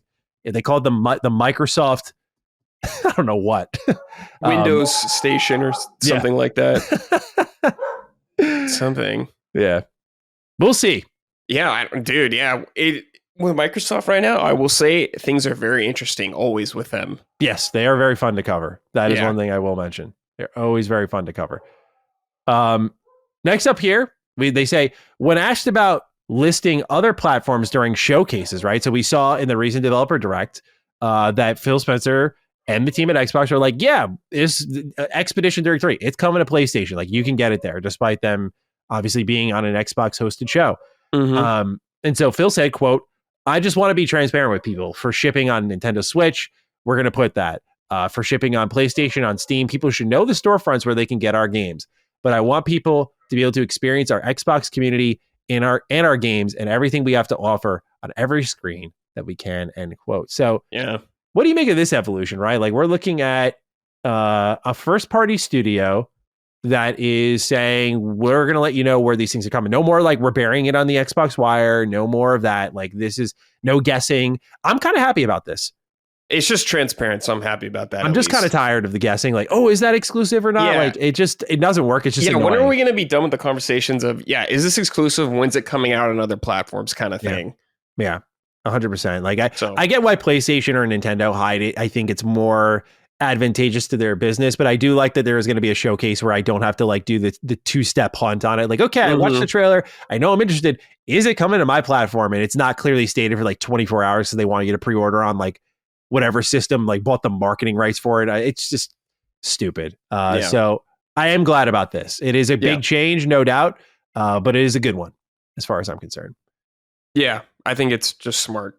Just being transparent. Like we're saying. Yeah, it's good. And then the last thing, not much to go off of here, but a brief, mild, contextless update on some Xbox games you haven't seen in a while, such as Everwild. He says he likes the work he's seeing with Everwild at Rare and that they are making progress. Okay. He also highlighted Double Fine. Okay. And Brad, you and your DKC heart, I wonder how you're feeling about a little bit of Everwild. Everwild, I don't know, like, what's there to be excited about it? It's like, what even is this when we saw it? When did they show this? Like 2019 or 2020? Why do I want to say it was earlier than that? 2019. Okay. X19 or something like that. It's like, here we are in 2025. Yeah. Like, okay, guys. Like, are you guys Square Enix now? Like, with these, like, how long it's taking to make games? There's just nothing for me to get excited about that. Like, I like CFDs and stuff, but it's like, I just don't know what Everwild is. And I don't think Everwild is anymore what they showed in that trailer. No, I mean, I don't even, there's been like leaks about what it could be, but like, that game had to have been like restarted at least twice by this point in time where it's anybody's guess what it's become. It seems like whatever it's going to be, the goal is to bring it back to traditional Rare of some kind. If you have Sea of Thieves as your live service game, that's quite frankly kept that company afloat this whole damn time. Oh yeah. If not for that game, I don't know. I fear where they would be. But Everwild has to be, I feel like it has to be that return to form of like, this is a single player game. I mean, is it going to be worth that weight and everything? No, but not in the terms of quality, but in the terms of like, if you're a business at Microsoft and you're like looking at the income, I don't think Everwild's going to turn your fucking earning sheets over, but dude, I don't know what is going to turn their earning sheets over anymore. Call of Duty, if maybe Call of Duty, but like even if it didn't grow Game Pass, Call of Duty or whatever. Yeah. It's like I don't know, man. Like whatever their metric for success is very interesting to me now. It's that Microsoft money. I yearn for the day. I don't know if they ever will, but I yearn for the day that they start giving us hard sales numbers. It'll make the assessment process of everything easier. So delightful. That is the one good thing about them going to PlayStation. PlayStation will put those sales numbers out. We will get those numbers. And not finally, just MAUs. Yeah. And since Xbox is like seemingly doing day and date multiply, it's like, great. I get to now know how your fucking games perform. I may get like half the stats or 75% of the stats, but at least I get something to gauge how successful it is. Yeah. Because just this operating and player counts, I don't even know how it's good for like shareholders or investors to be like, okay, cool. People are playing it. Is it making money? I guess I'll invest more. Why not? Yeah. I guess they're just hoping people don't look into it too much. I don't know. I guess. But I don't know, man. But Everwild, I hope it's cool. Whatever it ends up being. I would love for Rare to have a great game. I like Sea of Thieves when it came out as very bare bones. But had promise. Much better state now. Rare and Xbox, not my favorite though, what they've put out. Even back on the Xbox One and everything the original Xbox. And of course, I hate nuts and bolts, so I haven't scarred me there. Scarred me there. Walk me through this a little bit. What is bad about it? I'm sorry. I have played like 30 minutes of it. I bought it from a retro shop and I was like, I want to test this out. I played it. I was like, cool. Fun level design, platforming. Gone. Big open spaces. Here, do another race. Hey, carry this watermelon over here. That's Banjo-Kazooie nuts and bolts. Oh no. I'm not kidding. Oh, no. Matty, I've tried to play this game like 3 times. I've convinced myself, like Inception, I'm like, it's probably not that bad when I revisit it. It's not that bad. Whatever. It's fine. Even if it's not Banjo-Kazooie that I love, I could still maybe have a good time. I went back to it like 2 years ago, dude. Wow. Hated it. Wow. I was like, this sucks. This is just boring. That's so funny. Yeah, I feel like we get each other on a level because like you have lost your precious Blizzard and Rare in a sense. I have lost my Bethesda and BioWare. So we're both just like struggling to find new loves in this world. Yeah, we're coping together. Yeah. Yeah. So here's hoping FromSoft at least continues to deliver. We have that together. That's right. All right. Brad, last bit of news here. Just a quick look over what's coming to Xbox Game Pass, what's leaving. The arriving list is a little bit shorter, but the leaving list is quite long. So by the time you're listening to this, 2 games will be available on Game Pass. One of them is F1 24 via EA Play. This will be on Ultimate and PC Game Pass. And then Warhammer 40K Rogue Trader, the CRPG. It's going to be available on Series X and S, PC, and Cloud via the tiers Ultimate, Standard, and PC. And then Watch Dogs Legion will be available February 25th on Xbox Game Pass on console, PC, and Cloud via the Ultimate, Standard, and PC tiers. Then leaving Xbox Game Pass soon. F122 on EA Play. Grease is leaving. And the rest of these games are all leaving, by the way, console, PC, and Cloud. Maneater's leaving. Paw Patrol World is leaving. Space Engineers is leaving. Warhammer 40K Bolt Gun is leaving. Wolong Fallen Dynasty is leaving. Yakuza 3 Remastered and 4 Remastered. So unfortunately, just a list here of really great games. And they're all out. Wolong's fantastic. Bolt Gun's fantastic. I'll talk about that in a moment. Yakuza 3 and 4 Remastered I know very little about, but I know Yakuza is great. But you do get another Warhammer game in 40K Rogue Trader. Brad, I just kick it to you real quick. Anything here on the arrival or exit list you'd like to call out to our audience? Shout out Maneater. Fun game. You are a shark. It's like a shark RPG. You go around these different biomes, eat people, you level up, eat different animals, evolve into really crazy fun stuff. It's a fun game, dude. Really is that like the quintessential great 7 out of 10, 8 out of 10 game? Yeah. You are swimming in sevens big time with that game. Yeah.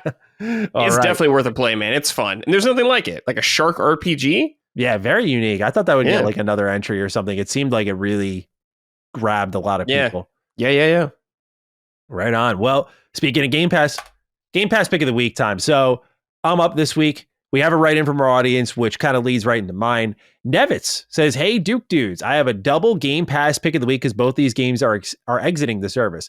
I'm currently playing Warhammer 40K Bolt Gun. If this is like if Doom 93 and Doom 2016 had a baby, I'm only 4 levels in, and I'm having a blast, especially with the chainsaw. After Bolt Gun, I will play Grease, the complete opposite of the over-the-top violent action. It looks just like a fun, short platformer with a little bit of story. I just happen to have a week off of work and plan to play Game Pass kind of day. That's good for you. Very nice. Yeah, my Game Pass pick of the week is also 40K Bolt Gun. I love boomer shooters. Like, I love this new resurgence of it's good. Just these old style first-person shooters that focus more on like movement and pickups rather than like set pieces. Especially because I think Bolt Gun is like one of the best we got. The executions are brilliant. The gore is brilliant. The encounter setups are really good. Very challenging. The shit that you can talk to them, like you can point at them and yell just pathetic things to them. Heretic. Yeah, something like that. It's beautiful. Right. It's beautiful. The levels are awesome. It's nice and snappy. Not too long. The enemy variety is also really good. They'll challenge you in good ways without like really overwhelming you. There's good difficulty options. Like, this game just really gets it. Like, the Warhammer 40K license is really taking off on the gaming sphere, where it used to be a little more hit and miss, but between this, Rogue Trader is apparently fantastic. Space Marine 2 speaks for itself. Like, they're really putting some quality stuff out. But 40K Bolt Gun, if you do like that kind of OG Doom a little bit, you like that vibe, which I do. I adore that. I shamefully admit I first played that on the Xbox Live Arcade. But that's okay. I loved it. Loved it.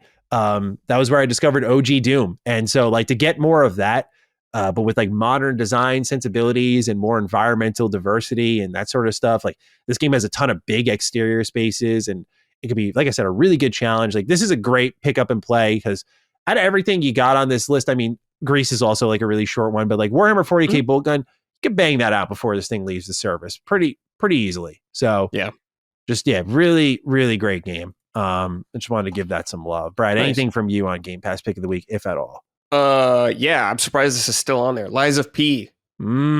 Excellent game, guys. If you're a Souls fan, maybe not even a Souls fan, I don't know, maybe it could be your first one. I've heard some people say it's their first one, they enjoyed it. But it is a high quality Souls-like, probably one of the best that I could think of outside of From Software. That understands it. It's a quality game. The DLC's coming out this summer. So if you haven't played it, could be a good time to get in there. The IGN show, whatever they're doing soon, is going to have a new trailer for Overture. So I think we're getting a release date soon. Did you see what the DLC is based around? Like, that it's, I know it's like, it's like a prequel kind of thing. Fuck yeah, this is gonna be awesome stuff. Yeah, that would be cool. Yeah, I'm so excited. So very pumped for that. I've been thinking about playing Lies of P again as well, because that's like one of my favorite games, man. I just that universe is so fucking cool. I think it did. I wonder how I'd feel if like we got a new Bloodborne game.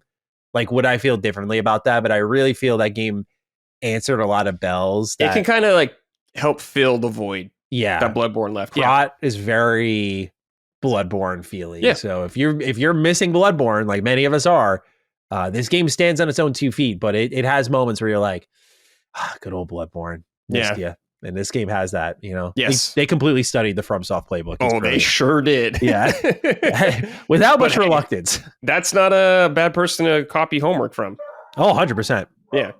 Yeah. So that does it for the Game Pass pick of the week. Brad, it's time to start wrapping things up a little bit here, sir. Okay. This is a great show we had together here. I appreciate you stepping in, bro. Oh, of course, dude. My pleasure, man.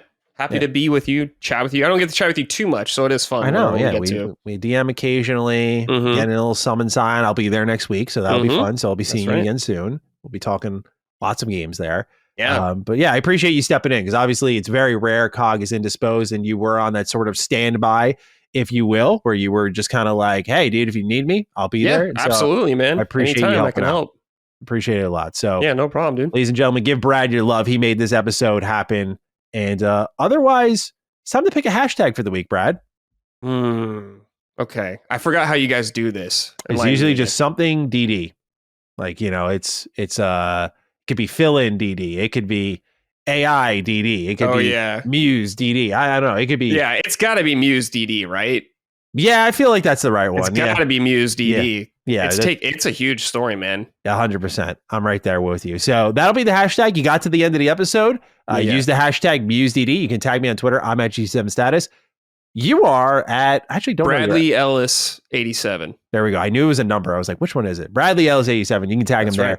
Let us know your thoughts on the episode. If you don't use Twitter, cool with us. We got a comment section down below. We have a Patreon comment section. I forgot to plug the Patreon, but you can support us over there. Patreon.com, Last Stand Media. You can get early ad-free access to all our shows like Defining Duke, Some Inside, which this wonderful gentleman hosts himself. So you can check out all we got, plus Sacred Symbols. Colin's been doing awesome work with SideQuest and just interviewed, as Brad pointed out, Shuei Yoshida. So a lot of great stuff going up there. Be sure to check it all out.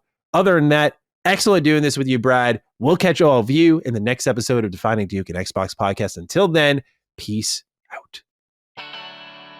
Defining Duke, an Xbox podcast, is a product and trademark of Last Stand Media and Colin's Last Stand LLC, and is recorded from the United States of America. The show is conceived by Matthew Mr. Matty Plays Schroeder and me, Colin Moriarty, and is written and produced by Matthew Schroeder. Matty's co-host is Barry Lord Cognito Eversley. Defining Duke's executive producer is Dustin Furman. All of Last Stand's theme music is by Ramon Narvaez. As you know, all of Last Stand Media's shows, including Defining Duke, are fan-funded on Patreon at patreon.com/laststandmedia. The following names are at the producer support level on Patreon, and we're thankful for your kindness and generosity.